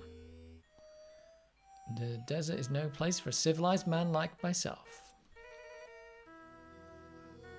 We'll go. We will. I admire your courage. But you will never survive the desert. Huh. Give up while you still have your lives ahead of you. We'll never go up. Be God wills it. I'll lend you my map. And a couple of sturdy camels? Jeez. Look at that, we got a map. Where's the camel? I want a camel. Oh, he's taking me to the camels. This is, I was not expecting. A few minutes later.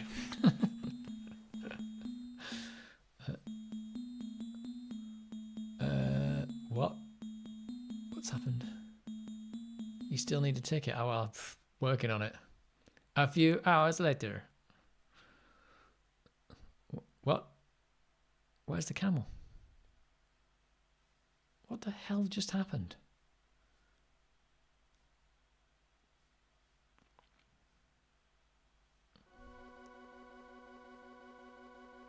What? I didn't do anything. How was your trip?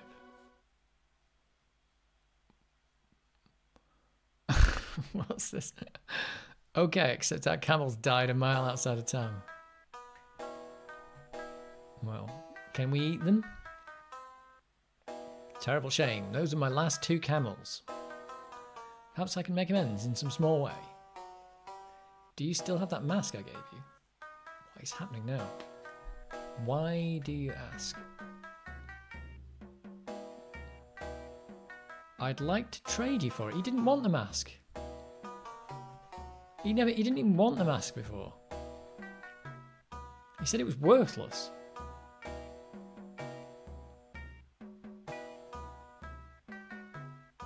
A baseball. It's been autographed by the country's Lou Gehrig. Oh, what else have you got? We need some food. We're not going to get food. Oh, maybe. Oh, it depends what that guy wants, isn't it? It's whatever the trader wants. This little red wagon. It once belonged to Rudyard Kipling. OMG, there's so many things. How about a yellow yo-yo, hand painted by an Arabian princess? What the hell?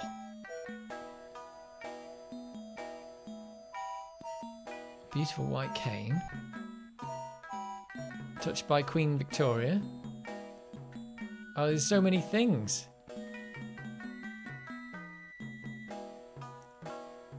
Shaded spectacles. With these, a man can stare straight into the sun. There's a lot of random stuff here. A red fez. Let's get a fez. He's not going to give it to me, is he? I'll take it. Why would I want this? You've made a good exchange. Really? This isn't a real fez. It's just a paper hat. Let's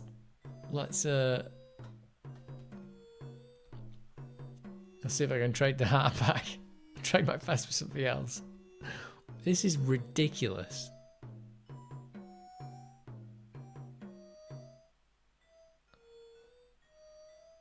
Antique brass spittoon. Spit like a camel in the privacy of his own home. Take it. You've made a good exchange. Oh my god. This thing's been used. This is just ridiculous. There's about 1 million things that you can give me. Does the grocer want any of these things? He wanted something, didn't he? But did he say what it was he wanted?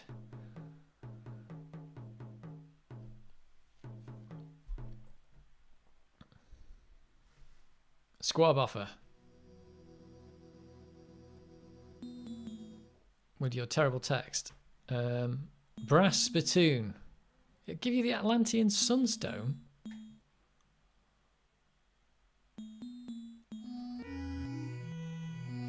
What? Sorry, I cannot take that trade. Even though yellow is my favourite colour. There was a yellow yo-yo. Oh my god. Do you know what? I was going to pick the yellow yo-yo. I thought there's something weird about that. Right, I'll be back in a moment. I'm just going to get another drink. And then we're going to try and get a yellow yo-yo. How many times is it going to take me to get that? Insane. The beggar wants food. The beggar wants food, and he wants something yellow, which weirdly this spittoon is yellow, but he had a yellow yo-yo, so I want the yellow yo-yo. I'll be back.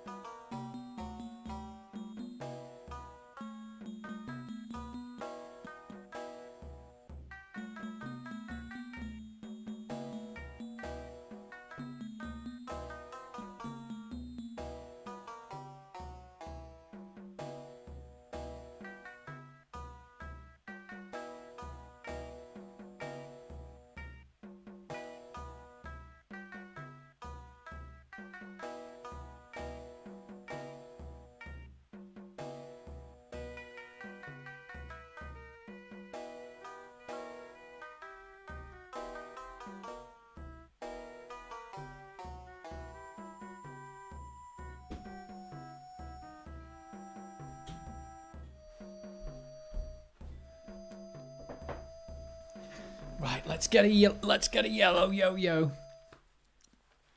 Was that yo-yo signed by a princess? I think it was, wasn't it? I think it was. I need to trade my spittoon. Can I trade my spittoon for something else? Maybe there's other yellow things, I don't know. Oh, there you go, you can ask for it now. Anything else? I suppose you could randomly get that right. Oh, yellow scarf. It's a bit dowdy, but comfortable. What? I'll take it. Maybe there's more than one thing. FND, does that mean friend or something? A pale yellow scarf. It's a bit dowdy. Maybe he doesn't want that. Maybe he wants the one that's signed by the princess. Come on, grocer. Take my scarf. I beg you. Maybe each wrong item lets you narrow it down. Maybe. Squab offer. You want squab on stick? You want a rat on a stick? Give you the yellow scarf. Oh no, he doesn't want it. I'm sorry, I cannot make that trade. Why not? It's a pleasant colour though. Oh. So he wants more than just the colour. He wants the one that's signed by the princess.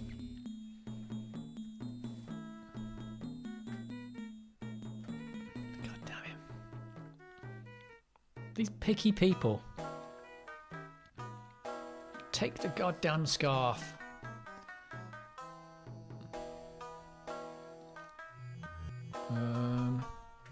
Trade the yellow scarf.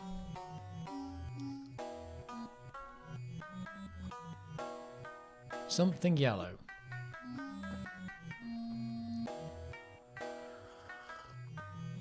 We just know it's something yellow, that's all. How about priceless gold buckle? Gift to Queen Cleopatra. Priceless? Priceless.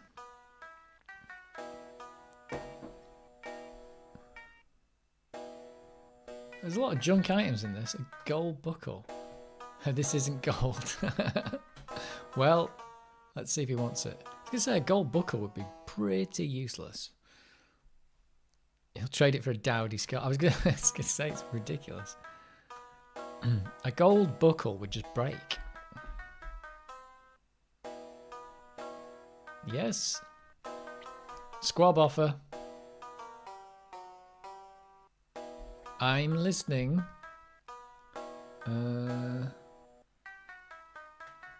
Genuine. It's not genuine gold. He's not going to take it. I cannot make that trade. It's a pleasant colour. Should I give him this? Let's give him the let's give him the sunstone. See what he thinks about that. He just doesn't want this. What do you take me for? Offering me for some worthless hunk of rock. Well, he doesn't want rock. He doesn't want rock and he wants something yellow.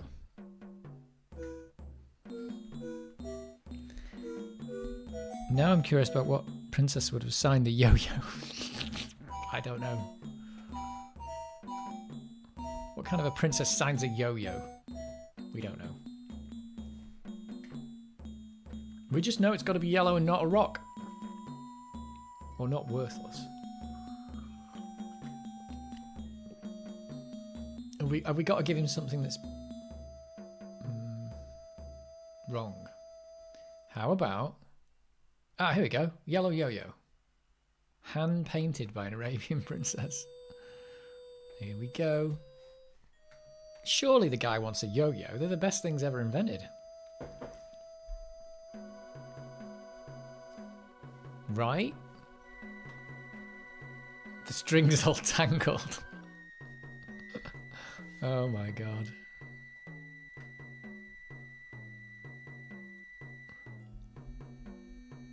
How are we supposed to find out what yellow thing he wants, though? That's the question. If he won't tell us, he just tells us the colour. Everything this guy's giving us is crap, though. Squab. I need squab on a stick.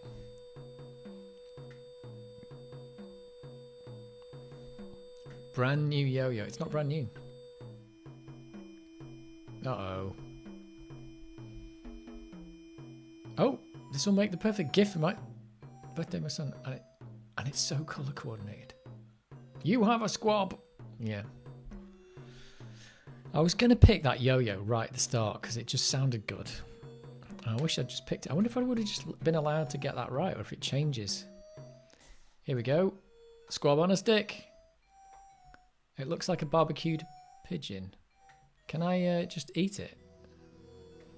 It doesn't look appetizing.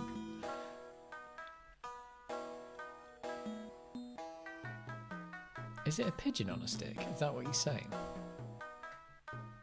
Right, this guy, you're getting the squab on a stick. Squab on a stick.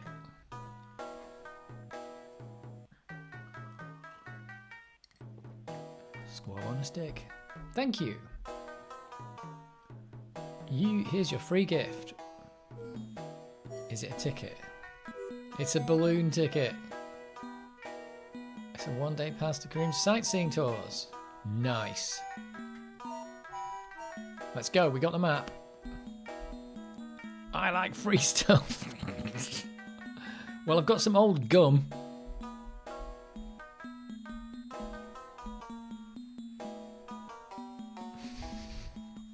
Right.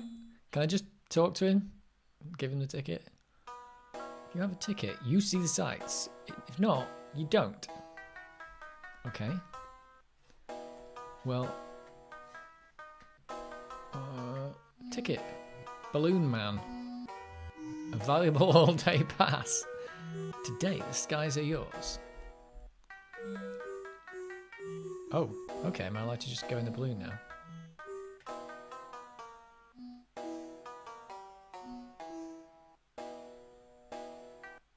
Oh, what? And we're off.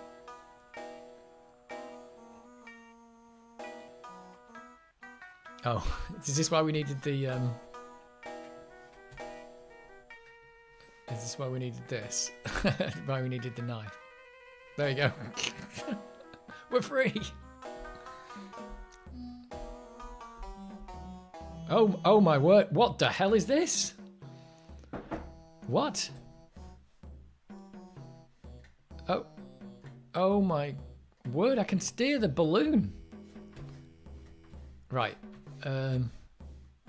Where do I... was I supposed to look at the map? I have no idea what's going on here. I don't want to land in the sea. I know that. Well, I'm not doing this. What? What is happening?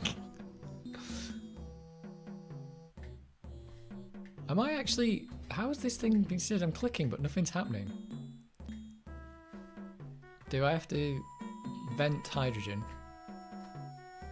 How do I know what the hell is going on here? I dropped ballast and it's going down. I don't know that I'm even controlling this.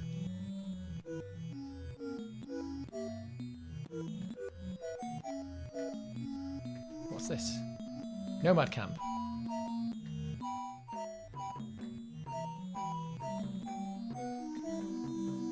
I have no idea what's going on. Am I supposed to click on the... What the hell is happening? Another nomad camp. This is very odd. I don't know. I'm not sure that I'm controlling it. I'm clicking on things, but it doesn't do anything. I can vent. I can drop ballast.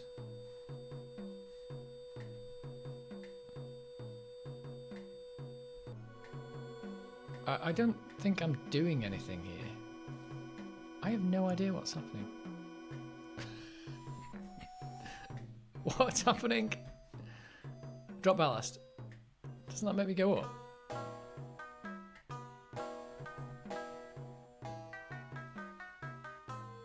Have to go. Bye. See ya.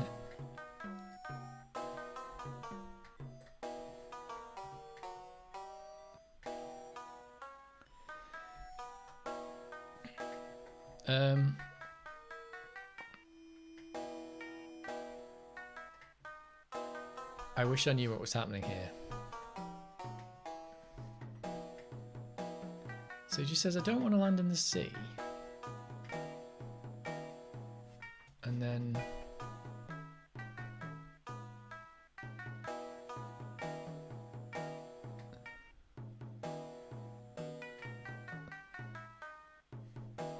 do I have to just... I'm clicking on the screen, but I don't know if that does anything. It feels like the thing just moves on its own. Does this make sense? Control a height, but at the mercy of the wind. I don't know what's going on. Do I want to go to one of these nomad camps? So if I... oh, I've just landed. Apparently. What has happened? I've no idea.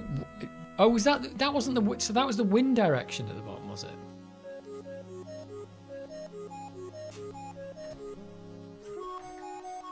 Well, you can just walk. Walk to vast uncrossable desert. I'll die within minutes. Okay. It wasn't very clear what was going on there. I don't know. It was like you could click on the screen, but I thought you would be able to control the balloon, but you can't. But obviously, if you can't control the balloon... oh, wait a minute. How do I get back in the balloon? It's tough to fly a balloon. Yeah, you say that again.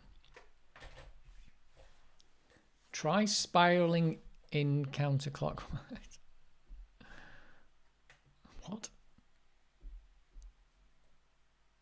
We should take sun from me. Count clockwise and down. I don't know what that even means. You can look at the map. It just says X marks the spot. Okay. Well, let's go back in the balloon. I'm not really sure what it's asking me to do. I've got two buttons. And that's just... so the wind is just going to take me that way, is it? And there's nothing I can do. So I can't control the balloon. This clicking doesn't do anything.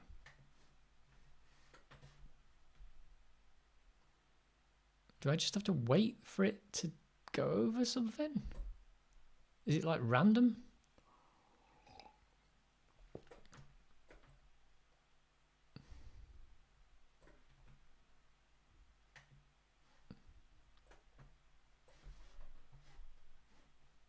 What? It's going this way now. Oh, there's more. There's an oasis.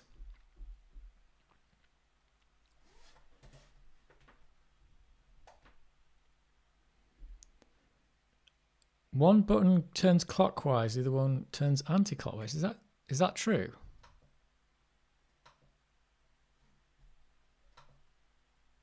Oh, wait a minute. It does. God, that is not explained at all. Is that what's happening?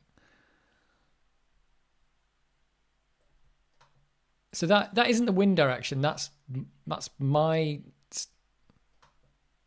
yes, it does. Okay. Oh my God. That was not clear. That's what was happening.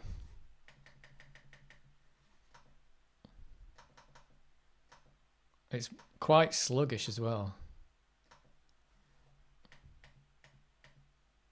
What? I don't feel like I'm controlling it at all. Right. So if I vent hydrogen, I'm going to go down, right? Oh, but clicking that is also... I'm clicking on these, but it's also doing that. How's it supposed to work? It's doing both.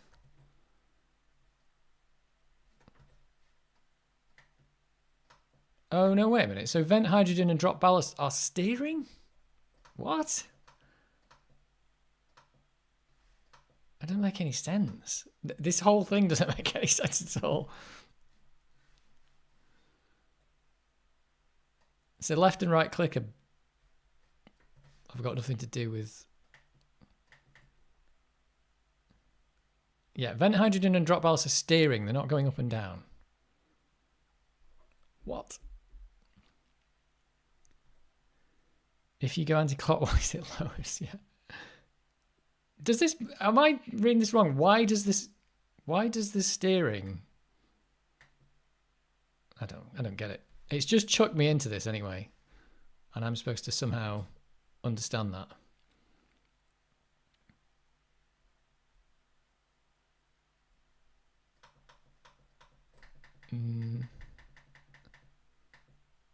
What the hell?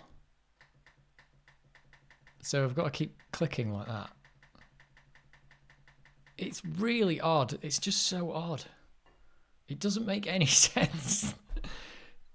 Going up and down does steering. What? What? Why? I can talk to this nomad though. Why does that make any sense?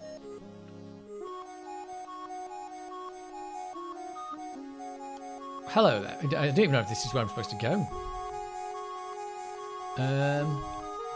What are you making this map?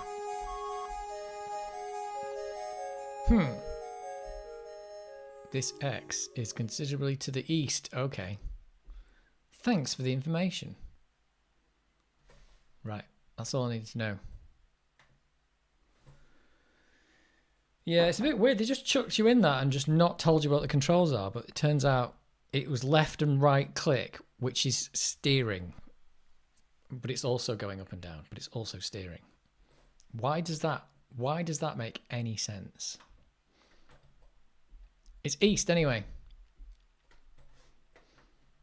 That's what we know. So right clicking is clockwise. It doesn't make any sense, does it? And I suppose I can go round and go higher like this.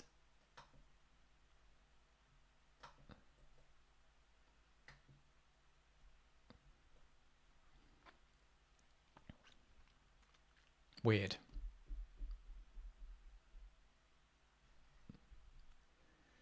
Do I stop at this camp, or he just said it was east? He didn't say. Maybe I'll stop at this one if I can.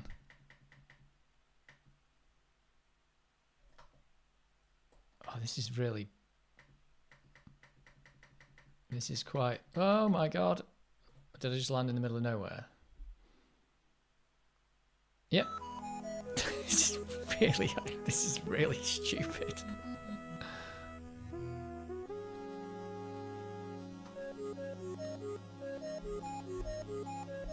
It's just designed to be a bit of a challenge. Yeah, it's a bit weird, but it's just chucked you in without even telling you what the controls are. The challenge to start with is like what I was clicking because I thought the click would take you there because that's what the rest of the game does, but not with this. It doesn't. It just does something else completely. Okay, right, let's try and work this out. See, I don't know if I'm supposed to stop at every camp now.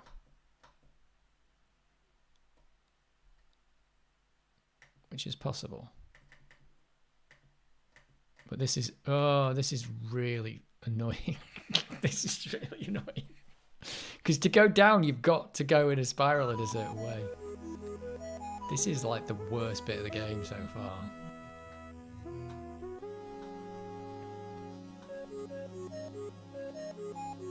Yeah, okay, just get in the balloon. I didn't want to talk to her.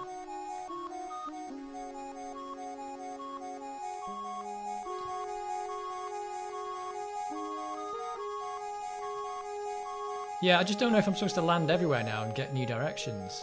That's the bit I don't know. So... Oh, God. I'm actually not even going in the right direction. Oh, no, I've got to go up. Right, this way. So I think it's east from here, but...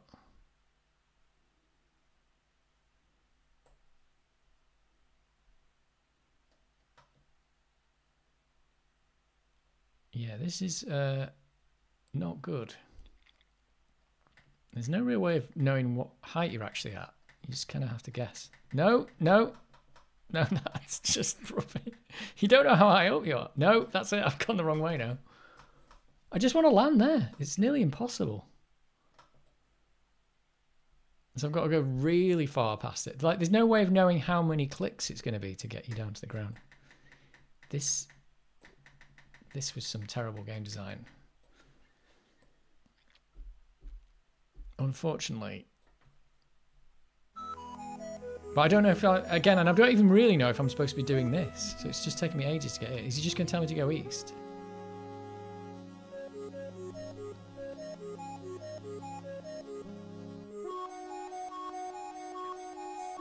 Hello there. Salam.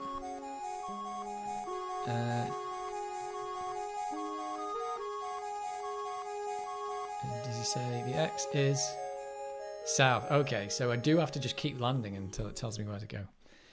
Oh, south and did he say south and to the east?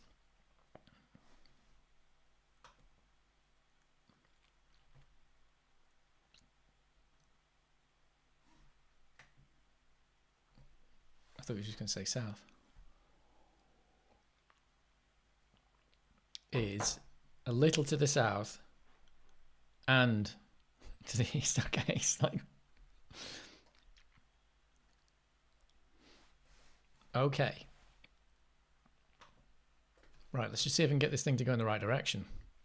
There's no way of knowing how far you are to the ground, you see. You just got to look at the size of the balloon and hope, like, is it going to land now? And it's like, nope. Hey, it's a good camel there. And of course... So let's go.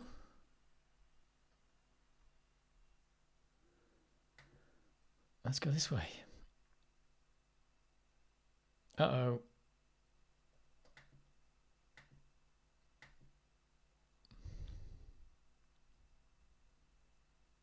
I actually thought I had to click on this text as well, because that's also what you do in the game, but you're not doing that at all. Oh, so you can't go that way. Oh my god. This is terrible.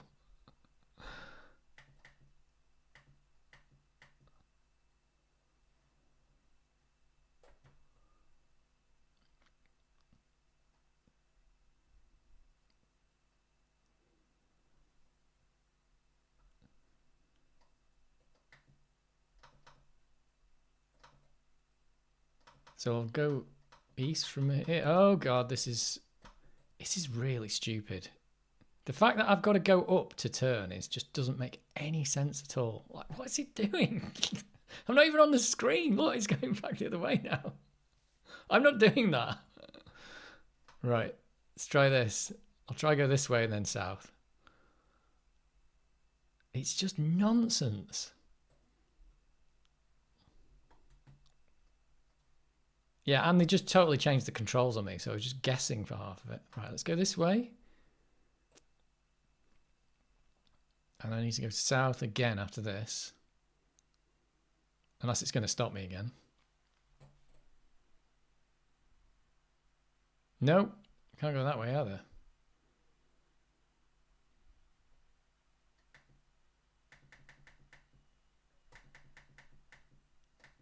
Oh, so... Let's go this way.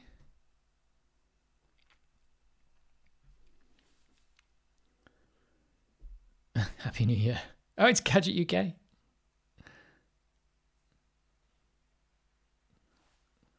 I was just watching your Atari ST video before I started this live stream.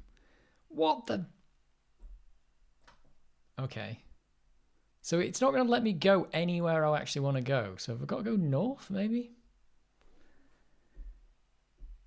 It's exactly like controlling a real hot air balloon. What, going right goes down? It makes no sense. It makes no sense at all. I got a shout on the OCC video. I did. Oh, right. I didn't realize that. I'm using one right now. I've never actually tried to repair. I saw you'd done a repair video, but I haven't watched it yet. Okay, you're going to just flip the direction on it. I didn't recognise your name because you're Gadget UK 164 now, because everyone's got different names for some reason. What? It's not doing anything. Oh, because I'm too high. So I wanted to go southeast and I've ended up going north.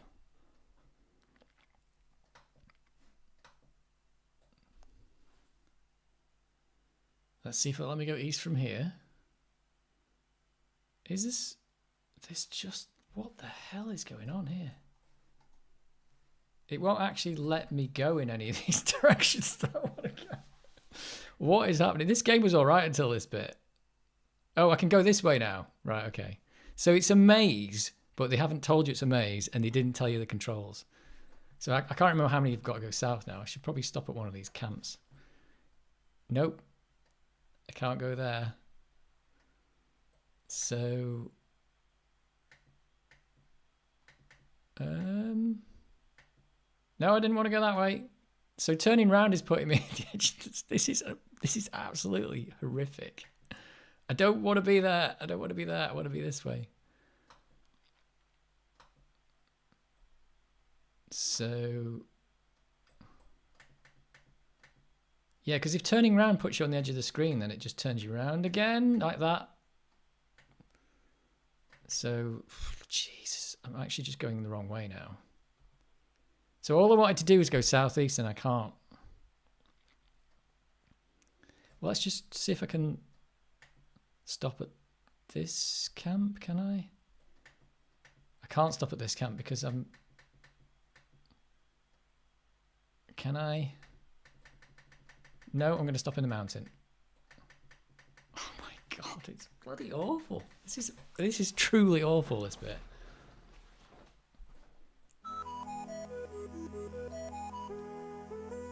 Right. It was kind of pointless asking the guy which way to go because I can't go in any of the ways he's actually telling me to anyway. That's if I can get a hang on the controls.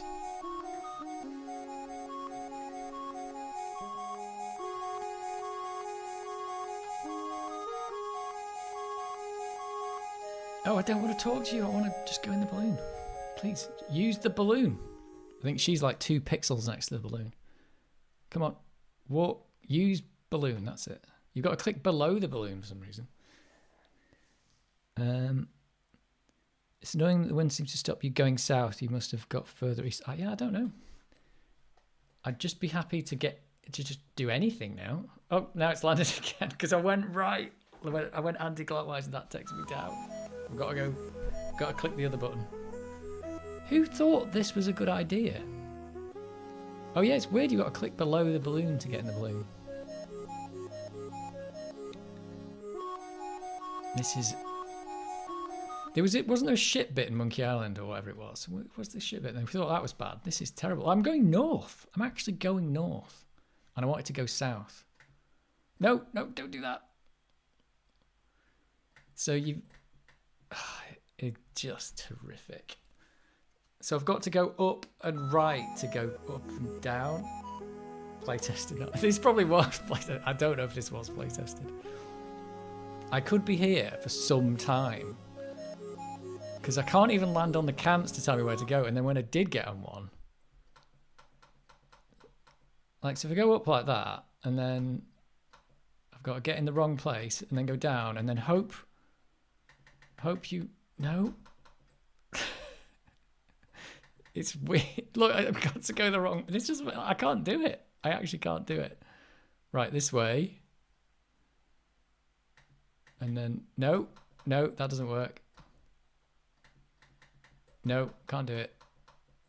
I just want to land on that camp. It's like... What the... It's horrific. I'm just going off the screen. Right. See, in theory, you'd come down here and then you just swing around like that, right? That's all I've got to do, right? There you go. Come on, do it. No, but now he's going to go that way. Oh, you just got to click like mad. Right, now I've no idea. He's just going to tell me to go south and then I'm going to get stuck again. Jesus, this is... I was not expecting it. This game's been really good up until this point. But then they thought, I know, let's throw a spanner in it.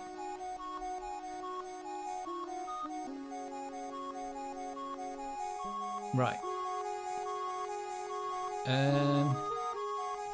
What do you make of this map? He's going to tell me to go south and east. To the south and to the east. Thanks for the information. Right, this is a maze. They've made a horrific maze. That's what they've done. Because I think some of the edges are blocked off, and you can't go that way. So they've made a maze with impossible controls. That's what they've done. Because I think if I go south now, but I've got to go south by dropping ballast like that. He's going to say there's a updraft or something. Let's just see.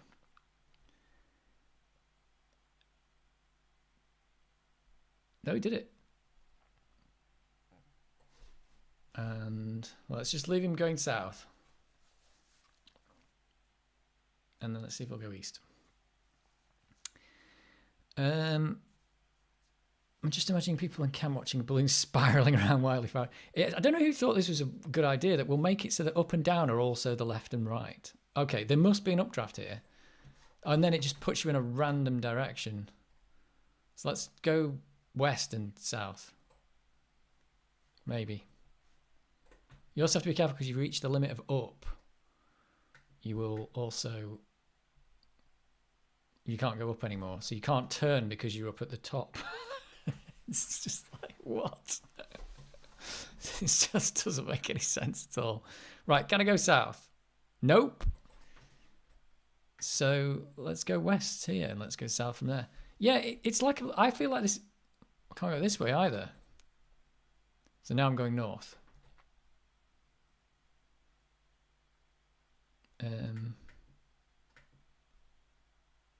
Oh, no, I'm not even doing this now. It's just saying there's an updraft and sending me in a random direction.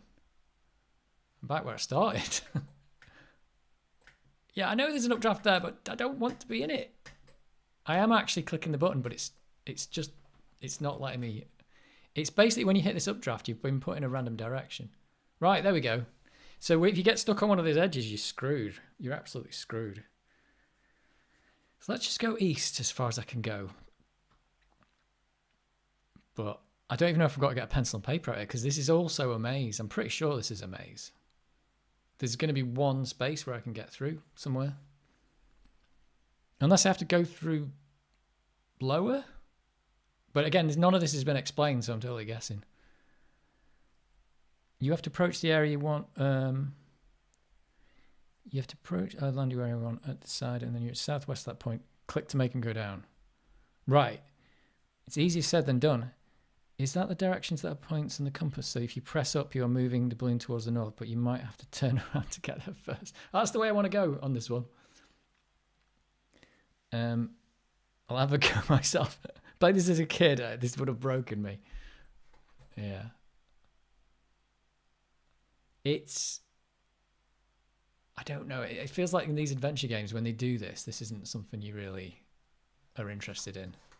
This is the goat puzzle. Right, is it going to get turned away now? Yeah, there must be an updraft here. So do I have to go down and it'll be all right? Is that a thing? Oh, it's pushing me up. If I go down, will he let me go south? Oh, I'm clicking the wrong thing. Is he going to let me go? Nope, he won't let me do that. Oh, let's try it this way. Now I'm stuck. It must be an air pocket here. I'm just wondering, do I have to get lower to do this? Or am I just... Again, it would be nice if it had been explained, but maybe it's in the manual. I don't know. No, it doesn't look like this works.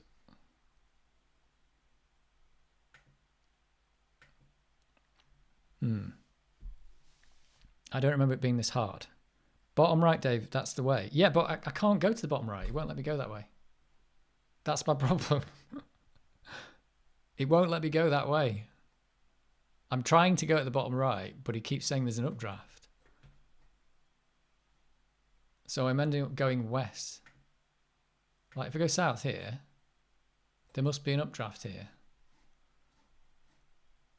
So again, have I got to... I'll ask this again. Do I have to be lower for this to work? Or not? Do I have to be like really low? Like if I go around like this. Is that it? Do I have to do that? The bottom right camp, land the balloon. Oh, but it said X marks the spot, but there's no X. Are you just telling me it's one of the camps? Really? That doesn't make any sense. I thought I was looking for an X. See, this is why none of this has been explained. It's like find an X, but it's not an X. Are you saying it's this?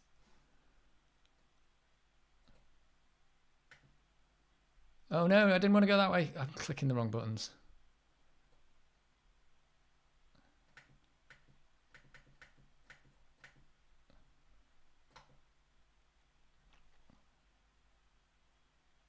Or is that it there? No, that's Oasis.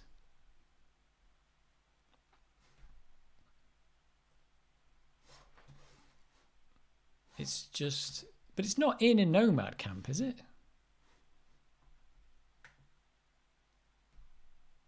Let's try it. Let's go to this one. If he says it's south and east, though, I'm screwed because I can't go south and east. If I get stuck on this... Oh. Oh no, I'm going to hit this mountain. Is that close enough?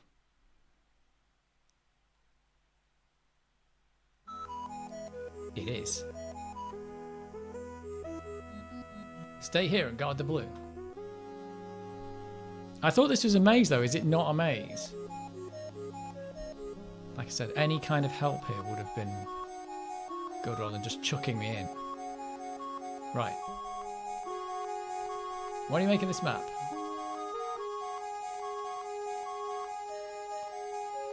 You are very close to this side. This X is a little to the south. I can't go south. And slightly to the east. I also can't go that way. It is one of the camps. Yeah, this is really quite... You can't walk this way either, can you? Because you won't... So I'm still going to ask the same question. Is do I have to be lower for it to work? Or do I have to go north? It's like... So I'm very close, but I can't go in the direction... I can't go in that direction. Unless there's something else that it'll tell me. Maybe it's slightly southeast on the same screen. Am I right in the corner though, aren't I? Let's have a look. Have you seen anyone digging? Well, we'll see. I haven't... Were they Nazis? I hate those guys. Pale faces?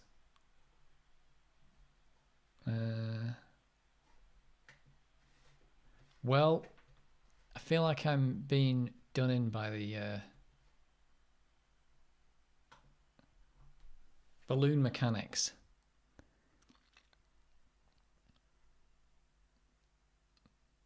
Pretty sure this is not how real hydrogen-filled balloons work. Right, so it's a little bit to the south and east. Oh, there's the X now. Right, okay. Why is that there now? But to go to it, I've got to go down. What? No, I've got to go up to go round. It doesn't make any sense. It's the fact that left and right are linked with up and down makes absolutely no sense. Unless there's something I'm missing here. But to go left, you have to go. It's crazy. Yeah, for some reason the X is there now. Oh, come on. There we go. No, no. Bang. So I just had to ask him and then the X showed up. That southeast looks more like west. Yes, it does. That's also a good point. I mean, assuming this is the right place. What? I've seen better landings. Oh, we got to walk from here. Is that the point in this? Wait a minute. What's going on now?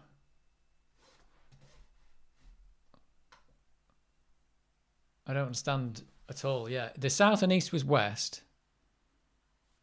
And what do we do now? I don't get it. Oh, we got shot. Or we could tie it to that dig site on the left.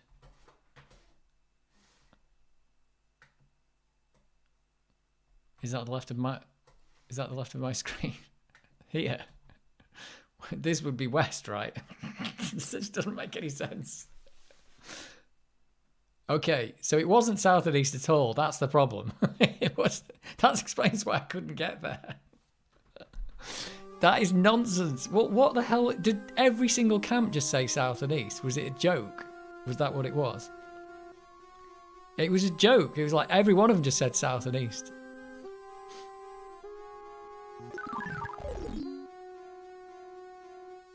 Oh, now she's in a hole. He said nud. Good lord. Right. Jeez.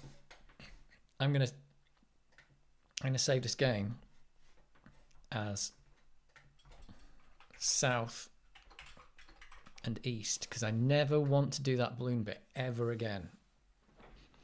Yeah, that's nonsense. So the X, I was looking for an X that wasn't there, and then I stopped, and a guy said it's south and east, and I couldn't go south and east, but when I asked him another question, it was actually on the west. And then when I landed at the west, I had to go west even more. And the controls are linked with like, basically up goes right and down goes left. Literally the worst idea for a bit of a video game I've ever seen. Made it through though. Whew. Probably not the worst bit in any video game that's ever been made actually. At least it was slightly entertaining, but I think why the guys couldn't direct you to the right bit. I thought that was like a Pac-Man maze. I thought I'd have to go north and go around the things to get southeast, but turns out no, I just had to go west. There you go. Crazy. Oh, there's stuff going on here though. So Sophia's in a hole. Oh, and I can do stuff with this truck. What a hunk of junk. Oh, there's all stuff here. Gas tank. That's where the gas is. He's right. He's right. Yeah, so, do you know what? Should I check the manual and see if there's anything in the manual about controlling the balloon? I'm going to have a look.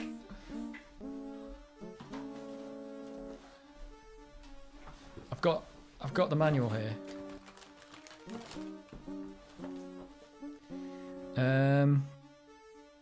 Oh, there are shortcut keys. G is give, O is open, C is close. I didn't know that. That's already useful. Indy might not know does, but he knows how cars and trucks work. There, that's true. Yeah, hey, the quick reference card has already helped me, but not with the balloon. Oh, pull is Y, meaning yank. Push is S, meaning shove. Do you know what? I should have had that handy. That's really good. Oh no, using the keyboard in fist fights. Yeah, that was a bad idea as well, wasn't it? You can use the number pad. If you're on the A600, you're screwed. Restart game, message line speed, clear dialogue, left mouse, right mouse button, cursor movement, exit game. It's just like, doesn't mention about hot air balloons. Is there anything in here? Playing the game. Things to try in New York. Special interfaces. Oh, here we go. Special interfaces. Talking to characters. Fighting. Oh, it does. It's got a section on the balloon. It actually has a section on the balloon. I'm going to read it.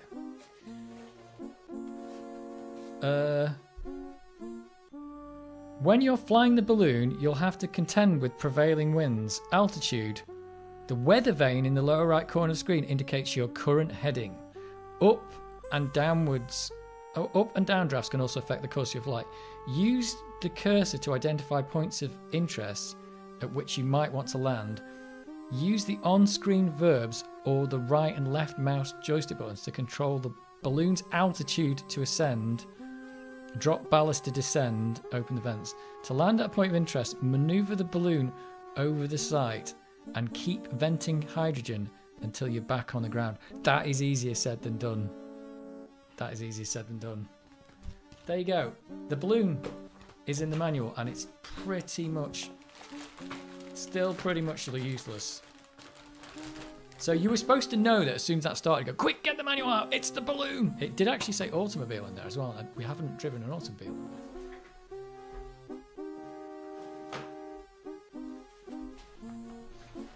Well, I think there's a spark plug. Oh, okay. I think there's a spark plug in there. Indy might not. Yeah, Indy might not know doors, but oh yeah, and these yeah. Oh, there is a spark plug.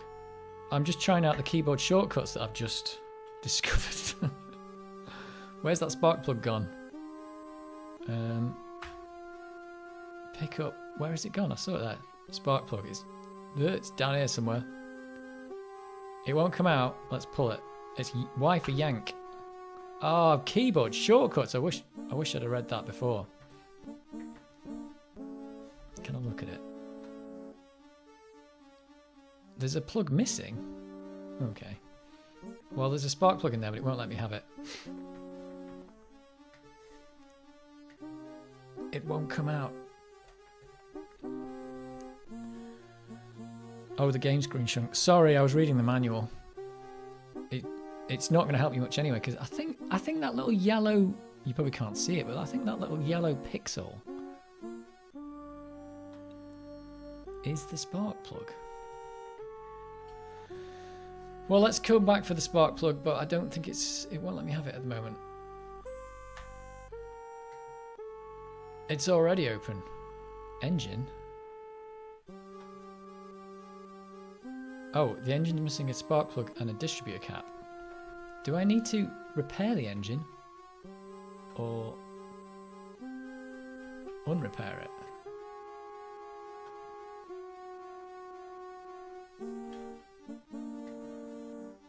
He did open the gas tank. That was weird. Oh, he does like a little... Oh, it's already open. That's odd. Are you sure you can pick it up? You probably can, but he won't let me pick it up right now. He's saying it's stuck or something. Maybe I have to pull. Nope. Let's try pushing it. No, that's not happening. Well, we'll come back to that. I'll have to remember that's there. Look, we have to find out what's happened to Sophia. She's in this hole. Huh? Are you okay? No. Have you out in no time? Really? What else can she say? She's just saying yinth. Did you find Nur Absal? Oh, has she been captured by Nazis or something? Or is she under a load of rock?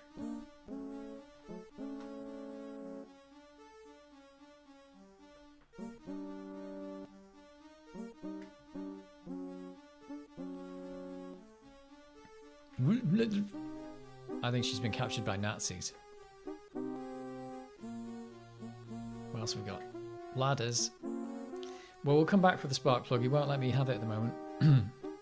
Whoa, this is a long way. Oh my god, he's going right round.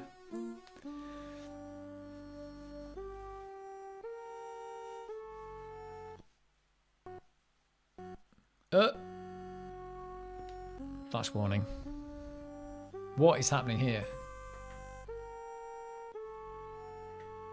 Oh my god, is this deliberate? Sharp wood thing.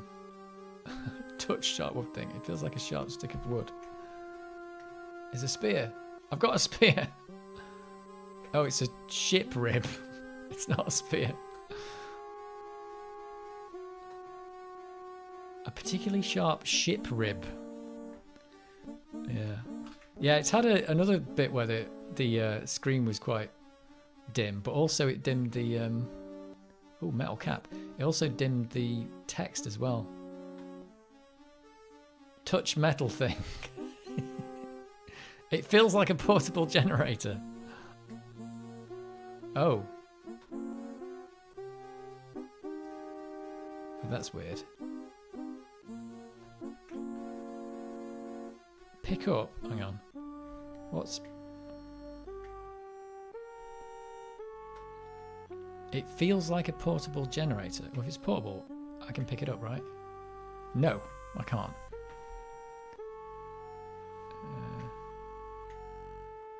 It's use portable generator with. That's weird. Little metal thing. What's that? On off switch. I keep doing P for... What's push? It's S for shove, isn't it? Push switch. There we go. Oh, it's out of gas. Gasoline. I recently discovered there's a 2017 remaster of Gods is compromised. There's some secrets you can't get in. I think it's because of the high frame rate. Do you know what? I think a lot of people seem to think that higher frame rates in games improve things, and they do. But if your frame rate gets too high, things start to break, and that's happening. That happens a lot in these games where people are like, they want to run them at like, can't we just uncap the frame rate? You can, but a lot of physics stuff breaks at higher frame rates. So some games will actually run the game at a lower frame rate and interpolate the actual images, but they can't run the physics higher because it breaks stuff. But it's a bit weird that the higher frame rate, because it's probably changed the movement speed or the amount that they're moving per frame, which means certain things that used to work suddenly don't, or something like that. But yeah, low frame rate's bad, but also high frame rate is bad. Anyway, the switch, where's the switch? Doesn't work. It's... Oh, can I pull it? Oh yeah, it's out of gas. Oops, I didn't want to pull that. I think we... Oh, long tubular thing. I can't see anything here. A hose or a sleeping snake? I hope it's a hose. What is it? Oh, it's a hose. Is that how we're going to get the gas out? We probably need something to siphon it. I don't think there's anything else in it. Maybe this was more visible on a CRT, but I can barely see anything on the screen. I don't know if that's deliberate. Oh, clay jar. Let's pick that up. Nice. Oh, blunt wood thing. A wooden peg. Oh, I've got multiple things going on now. Ancient wooden peg.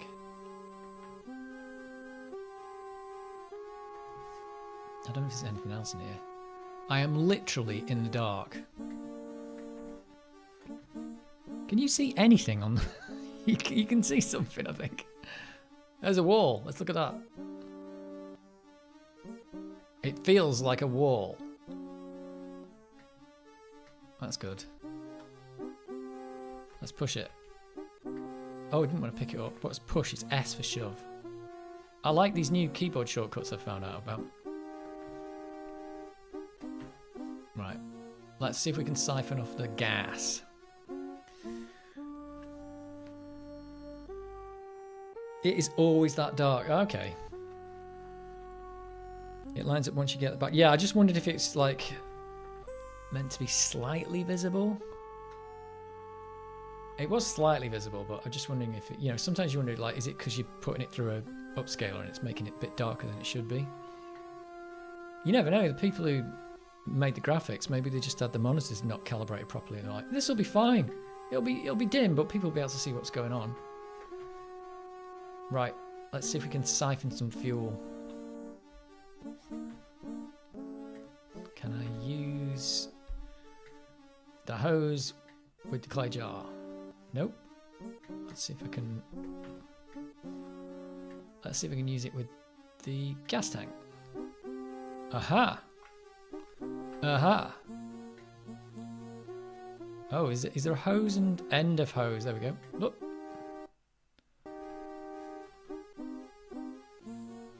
Oh, he's just It's a gas-filled jar. Right, let's go back. I thought he was going to have to, like, start the siphoning, but he did that, apparently.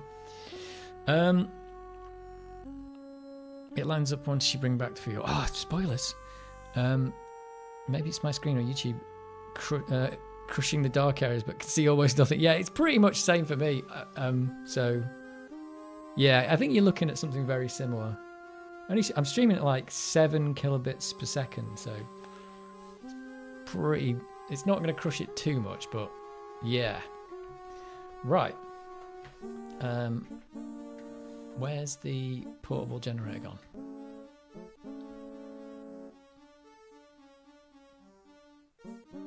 What? What? He said, oh, was there a gas? Was it metal thing? Oh. What's metal thing? Oh, on off switch. Okay, so that's not... I don't know what I'm clicking on here. This is another questionable game mechanic, isn't it? It's... Where's the switch? Oh, it's little metal thing. Right, it's out of gas. I've got a gas-filled jar.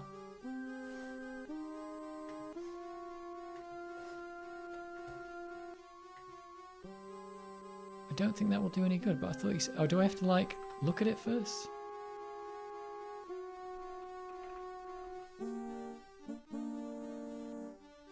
Where's the switch? I have no idea. Because he said it was out of gas, didn't he? I don't know where the switch is anymore.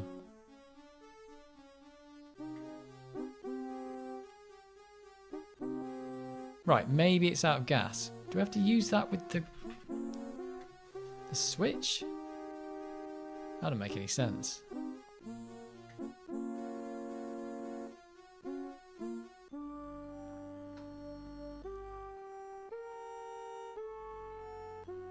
Is there a thing here I'm missing?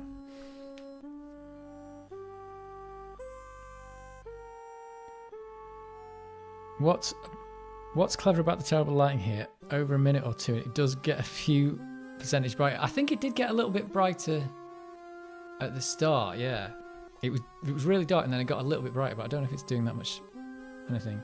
You might need the hose again if you can find the fuel cap on the generator. Oh, is there a fuel cap on there? Oh, he's got a little metal thing, but that's the on-off switch. Oh, wait a minute. Shall I go back and get the hose? I can't even see the generator. It's like... Maybe I just use it with the generator. Let's go back and get the hose. You'd think you'd be able to just pour it in. But if you don't know what you're looking at, it's going to be a problem. I'm just glad it's not the balloon bit.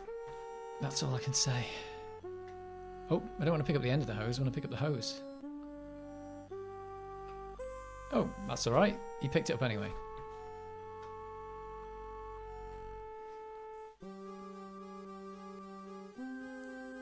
I could be wrong. I haven't played it since last January. Really? Jeez. I've never played this before, so I don't know. It's been quite good so far, though. Apart from the balloon bit. It's been quite good.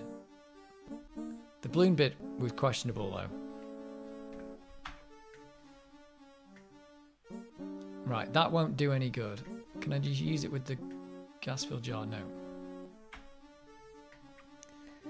He said little metal thing, didn't he? So is that...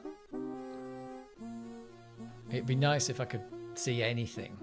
But I'm just literally scrabbling around in the dark. There is even a switch here, isn't there, somewhere? No? I can't even tell if there is a generator there if I'm looking at a rock. Metal thing.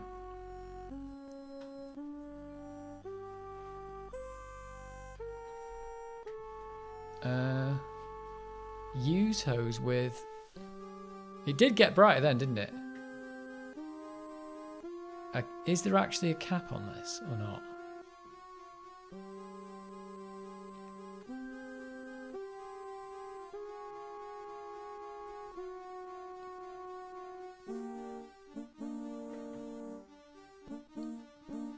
I have no idea.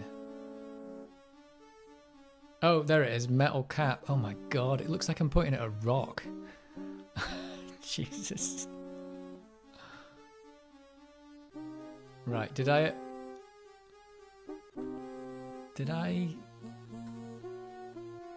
It feels like a gas cap. Can I just open?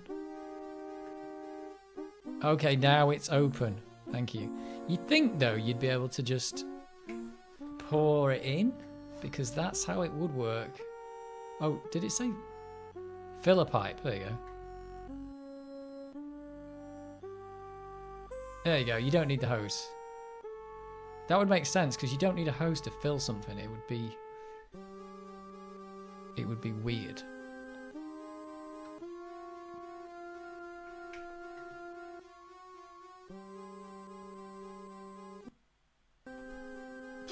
Jeez. Oh, look at that. It does brighten up. Wow. Blimey. Let's save that there before we have to do that again. Because if it crashes, I'll have to go back flumbling in the dark. Yeah, so there was a filler pipe. But I have got the hose, so I can pick that up again. So maybe I do need it for something else. Well done, thanks. Well done. Well done, that man. Oh, there's a spark plug. Look at that.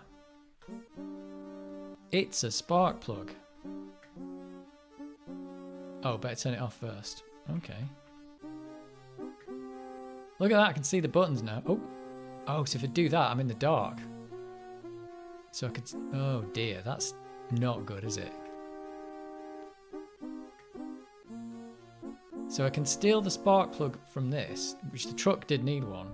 But if I do that, I'm back in the dark. Well, let's go around here in the light first, before we do anything crazy. It's a painting, not a wall. It's a painting of a chest or arc. Seen that before. Can I pick up the painting? No. So what was the point in getting the lights on in here then? Was it the only reason was so I could find the spark plug? Was that the only reason to do this? Because...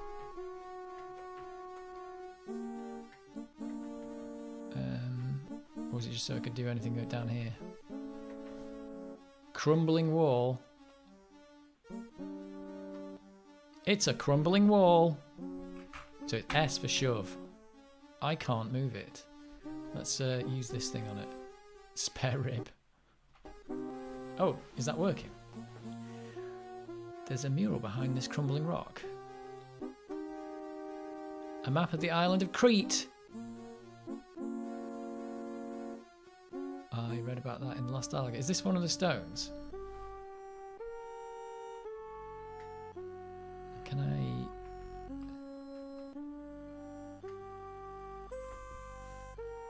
How has that helped me? Is this... What did he say here? Oh! Hey? What? Oh, that is working. Now that I've learned, so the Greek original is lost, I've used Arabic text. I found. Could this remarkable book hold the secret to long lost Atlantis? Are these things I can't click on these paper clips, can I? I can. I didn't even know that. I didn't even know you could do that. Because he said, didn't I read it in here? But I've not even seen these pages before. Take the plug later, yeah. You'll find more light. Peg! Oh yeah, there's a peg. But he mentioned it, he read it in here. Egyptian to Greek made, instead of lying 3,000 miles, Atlantis made with 30,000 miles away. No. There's all these numbers in here. Are these going to come up? Look, there's 3,000, 30,000, 300, 100,000, 1,000. I'm saying that might be a thing later on. If a kingdom arose in Earth beyond anyway, men might travel. I'm gonna read these first because I didn't know you could do this. 240 miles northwest of the city, the greater 575 miles.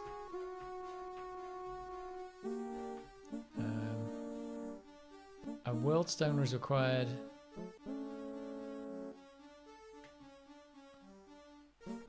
Oh my god. Dwellers in Atlantis had no horses.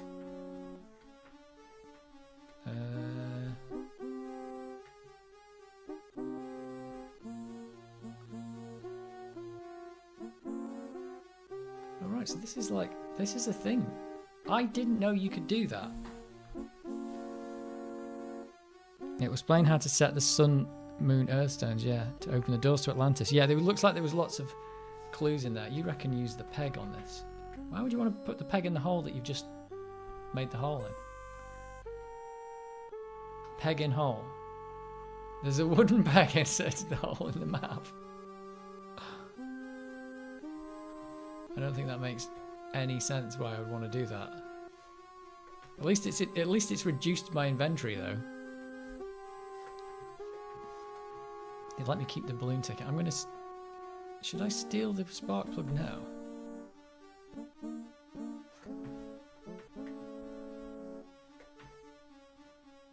Maybe I'll steal the spark plug. What's this one over here? That's nothing.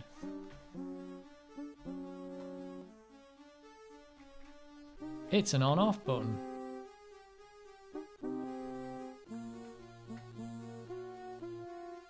Wow, I got the spark plug.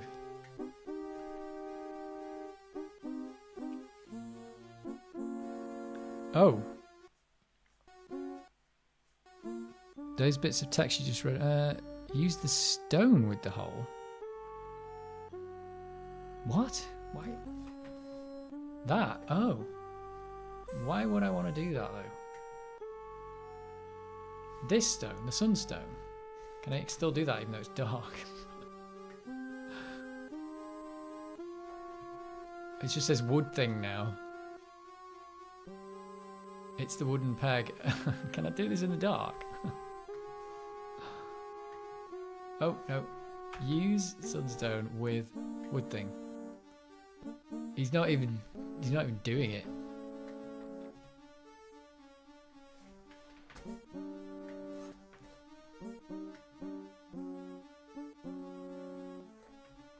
Okay. Oh.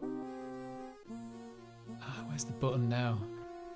This is really... It's that, isn't it? Button. It's shove. S for shove. Oh, it takes a while before it like, okay, we've got to change the copper list, guys. Doing good work in the pitch black. I am. Wait a minute. Did that actually work? It did work.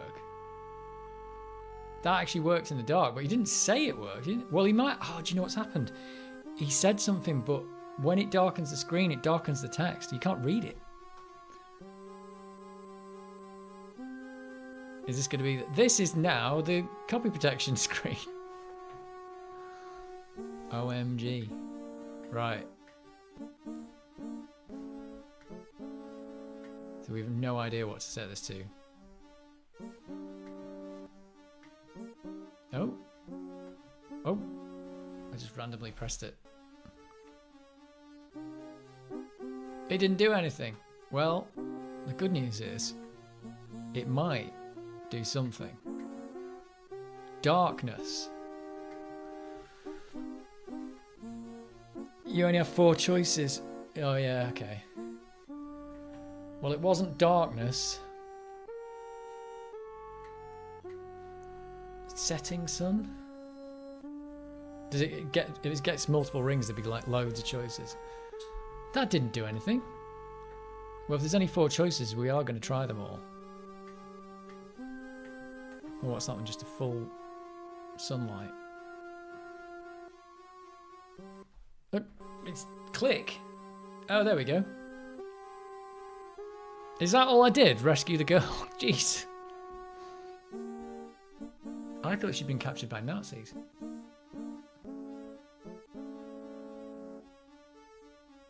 Oh, that's what I wanted. Stuff.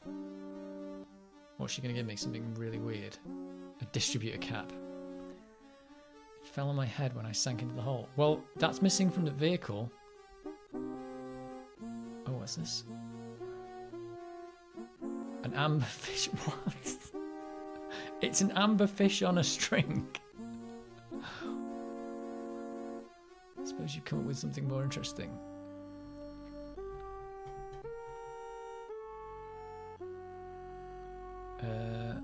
The island of Crete. Okay. I bet Crete is where we'll find the great colony of Atlantis plate I mentioned. Possible. Amber fish on a string though. Seriously. What is happening? It's a weird amber fish on a string. Right, now we're going to go get... Can I go in there? Oh, secret door. Can I go inside? He just goes in and comes out again. Nothing interesting in there. Oh dear. Right. This is... We're going to have to put them in the dark now.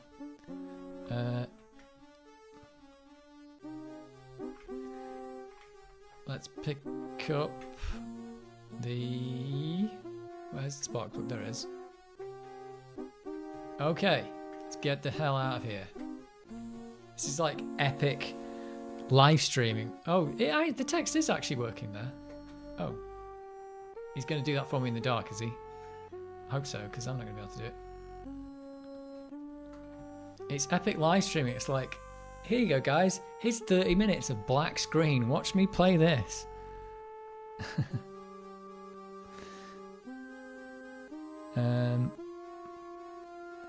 Brute force all the way, yeah. Try and use that fish. Let's use it now. Use fish on a string. Oh, he just dangles it out. Oh, it's pointing at Sophia's necklace. Oh, there you go. It's detecting orichalcum residue. Brilliant. Absolutely brilliant. I think you need to use the fish in there before switching off the light. Oh. But wouldn't she need to be out of there? Because if it's pointing at her... Well, let's go fix the truck first. Let's see if I can fix the truck. Oh, no, actually, if I fix the truck... Saying that, he's taken the... Well, he's taken the stone out of there now. Is this where it'll let me put the spark plug? Use spark plug with spark plug? Oh, he will let me put it in the engine. It's a perfect fit.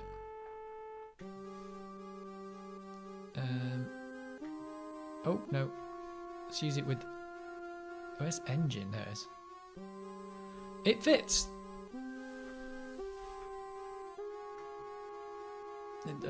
Close. There we go. Oh, but I've taken all the gas out of the car and I've... Is the truck going to work? Oh. No, it's going to work. I thought it was going to say that the fuel was in the portable generator. We're going to Crete. Oh, we went to Algiers first. There you go. Let's get to the airport. Well, I think that's where we're going to leave the stream, at Crete. So that was some epic ballooning in this episode. Some of the worst... Those are some of the worst balloon control mechanics I have ever seen in a video game. That might go down in history as the worst hydrogen-filled balloon gaming section in any video game ever made. But this is it's a good game, this. What are we going to call this one? In Out of the Dark. Whoops.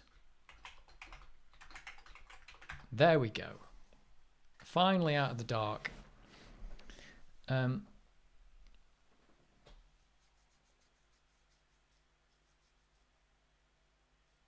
Maybe an optional pickup. Maybe. There is different things you can do in this game though. There's more than one way of doing a lot of the stuff. So maybe it's something you could do, but you don't have to. I don't know. if that's just something extra for us to forget before the next indie stream. Yeah. What did it say? Print screen to quit? Print screen. Where's the print screen key?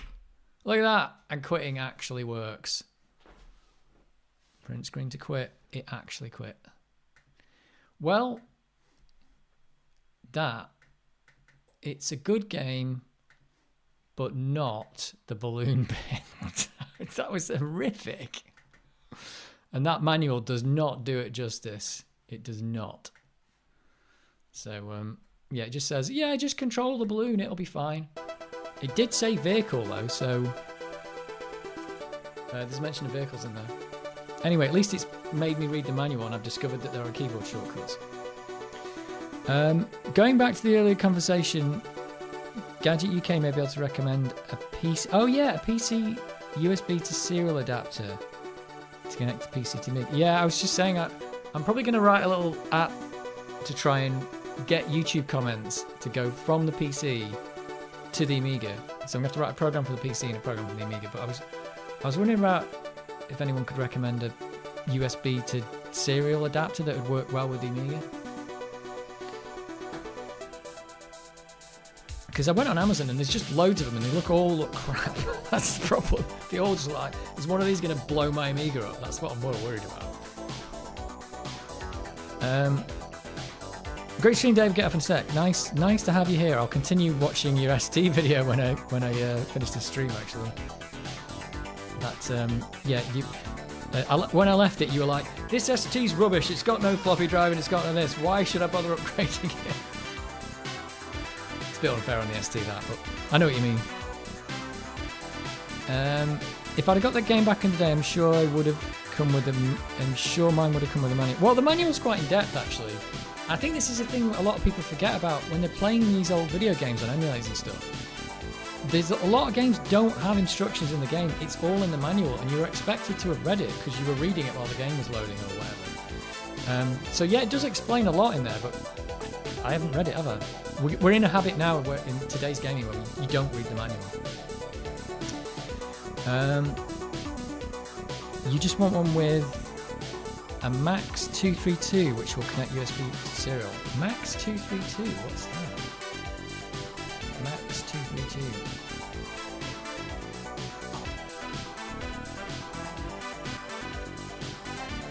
Max 232, I've never heard of this.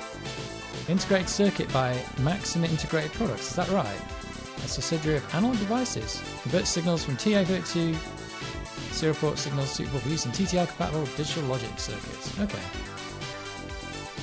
It's probably going to be hard to find any information about that because when you're buying stuff off Amazon, it just says it's a serial to USB adapter. It's so great, and you get it, and it's just like an absolute piece of rubbish when you arrive. Reading the manual back in the day was mandatory. It was when you had a Commodore 64 because you read it while the game was loaded. There are these little PCBs on eBay or AliExpress that have the chip, like £2. Okay. I'll have a look for that. I never thought to look on eBay actually. I'll do that. But you need to solder wire connectors, etc. Well, I'll have a look. I just want something that works and doesn't blow my Amiga up. And then it's a stupid idea anyway. What I want to do is just write a little program with using the YouTube API to read out the chat comments, and then just have another little program on the Amiga that's going to like get the chat comments from the PC via serial link. Just so I can have the chat on the Amiga, so when I'm here, I can just have the chat come up on the Amiga. I just think that'd be stupid, but it'd be quite cool to do. It'd be having to write 2 separate programs to do it and getting a serial adapter. But then I could probably like transfer files and small files as well, maybe. Serial crossover leads are 79p on Ali, but we need 9-pin to 25-pin adapter, probably equipped. I'm pretty sure I've got a 9-pin adapter somewhere, but I've just moved house and I was getting rid of loads of stuff, and it might be one of those things where I was like, why have I kept this for 30 years? It's useless, and then I'm going to end up buying one. It's a cool idea. I'll be doing serial stuff on the Amiga too. Nice. Yeah, I've never tried anything with serial port, but I think it shouldn't be too hard to do, so I just think it'd just be really cool to have it coming up with the YouTube comments. I just think that'd be stupid, and I'd have to convert all the emojis and stuff out somehow. Still have the manuals for the Settlers and K240, thick books but read them both cover to cover. Yeah, a lot of games had the manual that was the copy protection. In fact, that game's got something else, isn't it? But yeah, a lot of them, you had to have the manual for the copy protection as well back in the day. Massive things with the entire theory of flight in them. It's definitely a fun idea, and the Amiga serial port doesn't get much love. Well, to be honest, I've never used... Oh no, I have used it on this Amiga because I've got a MIDI interface. So I've used the MIDI interface, so I know it works. So yeah, I just thought, why not have a go? Let's see if I can do it. Because I'd be interested to write a little program to read the serial port, and on the PC I'll just hack something together in C#. It'd be nice to write an OBS plugin so we could get OBS talking to it as well, because at the moment I just have to bring up a screen. You can't really format it very well. But silly but brilliant. Well, if it works, it's brilliant. If it doesn't, it's just silly. I still have a bag of DB9 solder connectors somewhere deep in my pile of useless stuff. Well, when I moved out, I got rid of a load of useless stuff, and now I'm going to find I probably need it all again. I did get rid of a load of CD drives as well. I had like 3 CD drives that were just hanging around. I don't know if any of them worked, and I got rid of them. I took them to recycling, and then since then it was like, they're not making CD drives anymore. I was like, I've just recycled 3 of them. I kept a Blu-ray drive, actually. That's the only thing I kept.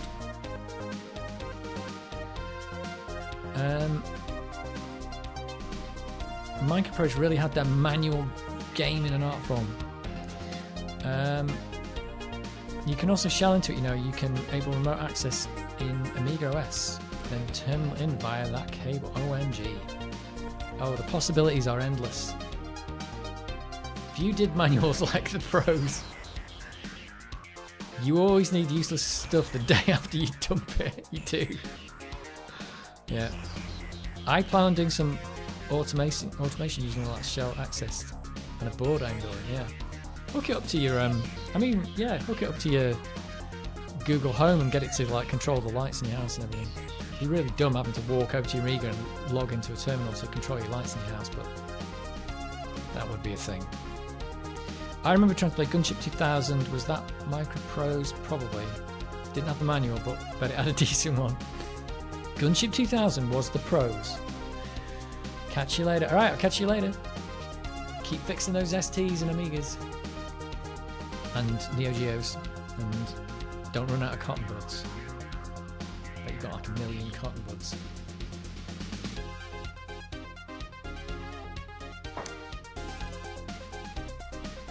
Well, that was fun.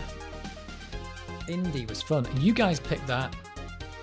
Well, 9 of you picked it. That's how many votes I got.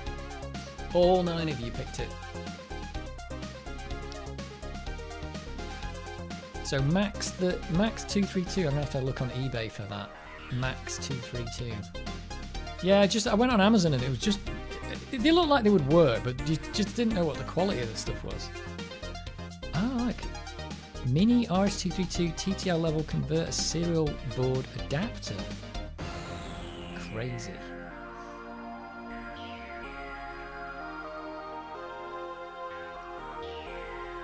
So how would you turn that into USB? That's the next question. It's where you build something up.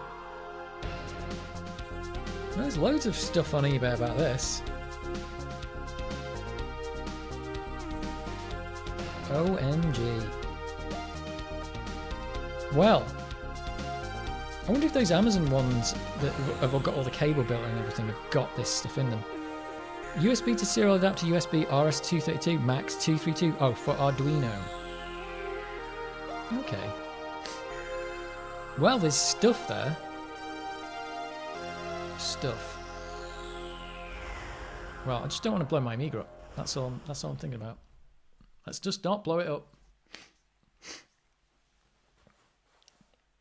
I'm into Microprose game now, a modern one about warships. We all mostly chose the balloon nonsense. Never forget that. I never want to play that balloon bit ever again. It's just horrible. It's absolutely horrible. And also the fact that I think that bit about the updrafts wasn't really explained very well. I was pretty sure it was like a maze, but it wasn't anything to do with that. It was just when this guy says go east, go west. It's called Sea Power Naval Combat in the Missile Age. Whoa, that is a gobful.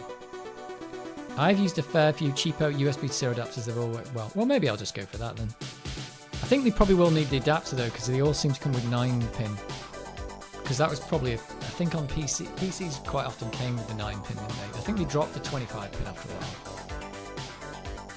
while. Not the catchiest name I've ever heard. You're right. What is the worst video game name that's ever been chosen? What was the name of Rocket League? Got its name changed, didn't it? Rocket League was a game with a different name, and they changed it. It was a stupid name. It's like a very popular game, Rocket League. Hang on. Sorry, I can't get in front of the mic. I have to move a bit. Let's just look at Rocket League. I'm sure it was the dumbest name you've ever heard.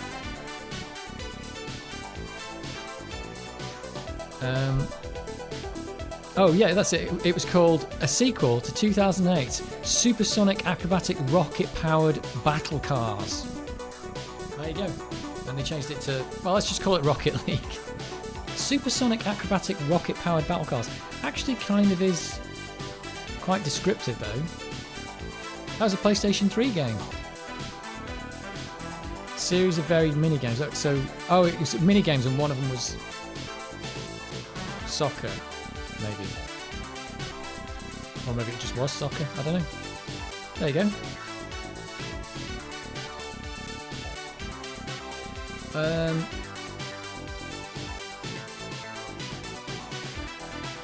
I don't know, but someone went to school with thought Armageddon for Amiga was called Armageddon because they used font for the box art. Ali do a 9-pin to 25-pin serial crossover cable. It's 76p. Wow, and it's like 500 quid when it's already been shipped. Worst Amiga game was Rise of the Robots. Oh yeah, I'm talking about the worst name though. I'm talking about the worst name, not the worst game, the worst name for a game. Because sometimes you can get a game it's a good game with a bad name, or a bad name and it's a good game. Like, I think like Walkers is it called Walker? That's a bad name. That is a bad name. It's funny because the names of games kind of changed over the years, didn't it? It changed from like, you get games that were like cross-country driving. It's just like, they just call the game what you do in the game. It's just like, but now games don't really do that anymore, do they? Or you get a game like, you know, because like a game on the VIC-20 or something, it'd be called like skiing. It's just like the most rubbish name you've ever heard. Skiing, and you look at the game like, oh, skiing, I'd like to do that. Another friend of mine thought Ale Noir was pronounced Lenore. Ale Noir. Well, who's to say? I bet there are some public domain games with insane names. Probably. Rise of the Robots was so hyped too, and it came out, it was a complete toss. Yes. I mean, Rise of the Robots is a good name. It's a good name. It's not a bad name, is it? Rise of the Robots. It's like, it sounds like Terminator or something. It sounds great. It sounds really, really great. But, no. Not a good game. It did look a bit tosh. Even Street Fighter's a pretty rubbish name, really, isn't it? It's just like, that is kind of like, that's what you do in the game. You fight in the street. So yeah, that's not a great name.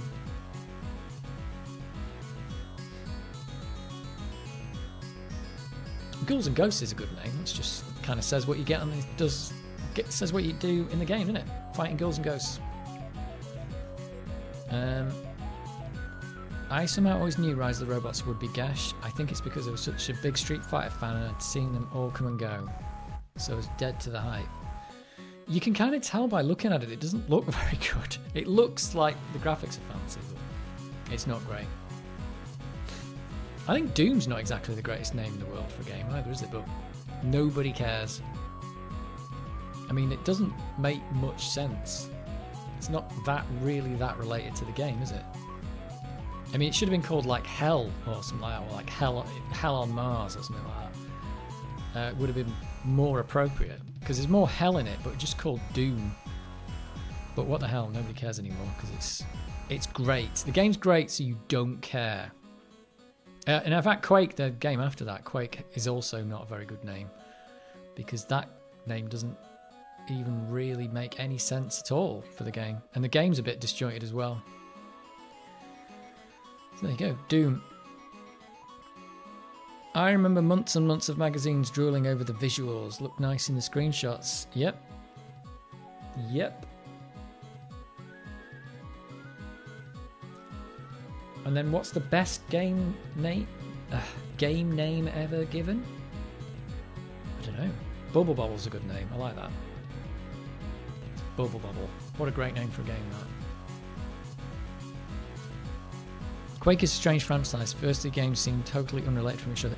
Quake itself, if you play the first game, the campaigns are unrelated to each other. There's like three different sections of maps, and they don't make any sense. One's set in castles, and the other one's in like a military base. It doesn't make any sense at all. So unfortunately, it's also a terrible name. I think I can't remember what the idea for the game was, but I think the name might have been related to the game, but it wasn't in the end.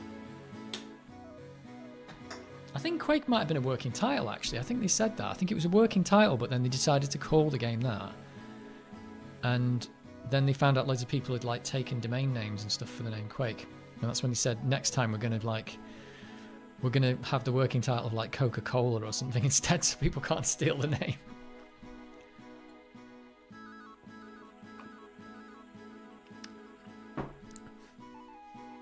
Wasn't Quake a character name or something from their Dungeons and Dragons game they played? It might have been. No, that's what it might have been. But the Daikatana game was the sword in the Dungeons and Dragons game that they made up. So that was from that. Yeah, I think it might not have been a character. It might have been an object in the game they were playing. But that object doesn't feature in the game Quake. So that's why it doesn't make any sense. Been a long time since I read the books about early ID. Yeah, I read the Masters of Doom thing. That's quite good. If you've not read that, that's worth a read. And I believe John Romero's got a book, hasn't he? So I've not read that one. Because the Masters of Doom book isn't written by anyone from ID. It's written by someone else. But it just covers the whole formation of ID and all this stuff about... Yeah, it covers that stuff about Quake, about it being all the levels being unrelated and stuff. It's because each of the game, they had a few level designers on it, and they're all just working independently. And in the end, they just stuck all the stuff together. Masters of Doom was good, and Doom Guy from Romero was a great book too. Oh, is that what it's called? Doom Guy? That's good. That's a good name for a book. Because he's the Doom Guy, and the Doom Guy's in Doom. You see? That's good. That's clever. But the name Doom and Quake doesn't make any sense. I don't know what else is a good name for a game, or a bad name. I mean, Lemmings is a good name for a game because the game is about lemmings and it's called Lemmings. It's like, oh, Zach McCracken and the Alien Mindbenders. Yes, that's a good name. That is a good name. You couldn't really confuse that with any other game, could you? Any other Zach McCracken game. Yeah, Zach McCracken and the Alien Mindbenders. Yeah, I've just played Evil West, actually. I've just finished that. That's been quite good. And that's like a bit like, the name's kind of a play on Evil Dead, so that's quite good. So it's like all about zombies and vampires, but it's set in the West, so it's called Evil West instead of Evil Dead. That makes sense. That is a good name for a game. And it's a good game. And I'm trying to think of what other ones there'd be. What games I've got there? Jurassic Park. The game about Jurassic Park. Cannon Fodder's a good name. That's a brilliant name for a game. Project X, that's a bit of a rubbish name. That feels like that was their code name for the game and they just did that. What else have we got? Batman. That's a game about Batman. And I don't know, that's about it. In fact, the Menace game that we're doing, Menace is a pretty terrible name because it's not really a thing in the game at all. But it was changed. It was going to be called Draconia because if you watch the intro, it says, "Oh, the Draconia has been invaded, and we need to save it." And the game was called Draconia, but I think they had a conflict with another game that was called Draconia, so they ended up just changing it to Menace, which doesn't make any sense at all in the game.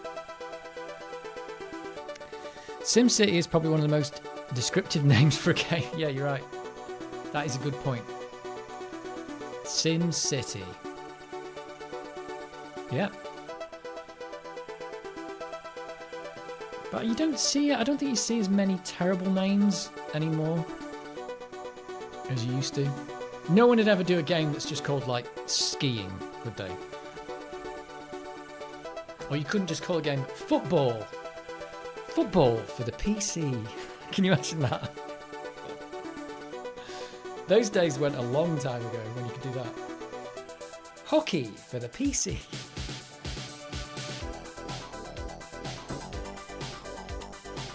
Right, I think I better call it a day. This playlist is repeating. That was good. I quite enjoyed playing indie again. And next time, I don't know. I think next time I fancy playing a bit of Cannon Fodder for some reason. Or we could play Trivial Pursuit, or we could do something else. I don't know. Or we could play more Lemmings. Oh, no more Lemmings. I don't know. But until then, think of the worst game title you can. Lawnmower Simulator, that is a good name. Yeah, you know, and there's Power Wash Simulator, you know what you're getting into. You do. But yeah, it's the bad names. Horoscope Scheme. Cannon Fodder next time. Yeah, it'd be nice to revisit Cannon Fodder because I've not played it for a long time. I probably don't play through the whole game again though, but it'd be nice to have a little go at it. And a little go. It's not very hard at the start of the game anyway, is it? If you start again, it's like the first quite a few levels are quite easy. Right, that's it. We're going to bed. Time for Betty Bob's. I will see you all. Probably not next week, probably the week after. Just because I'm not going to do every week. But until then, catch you later.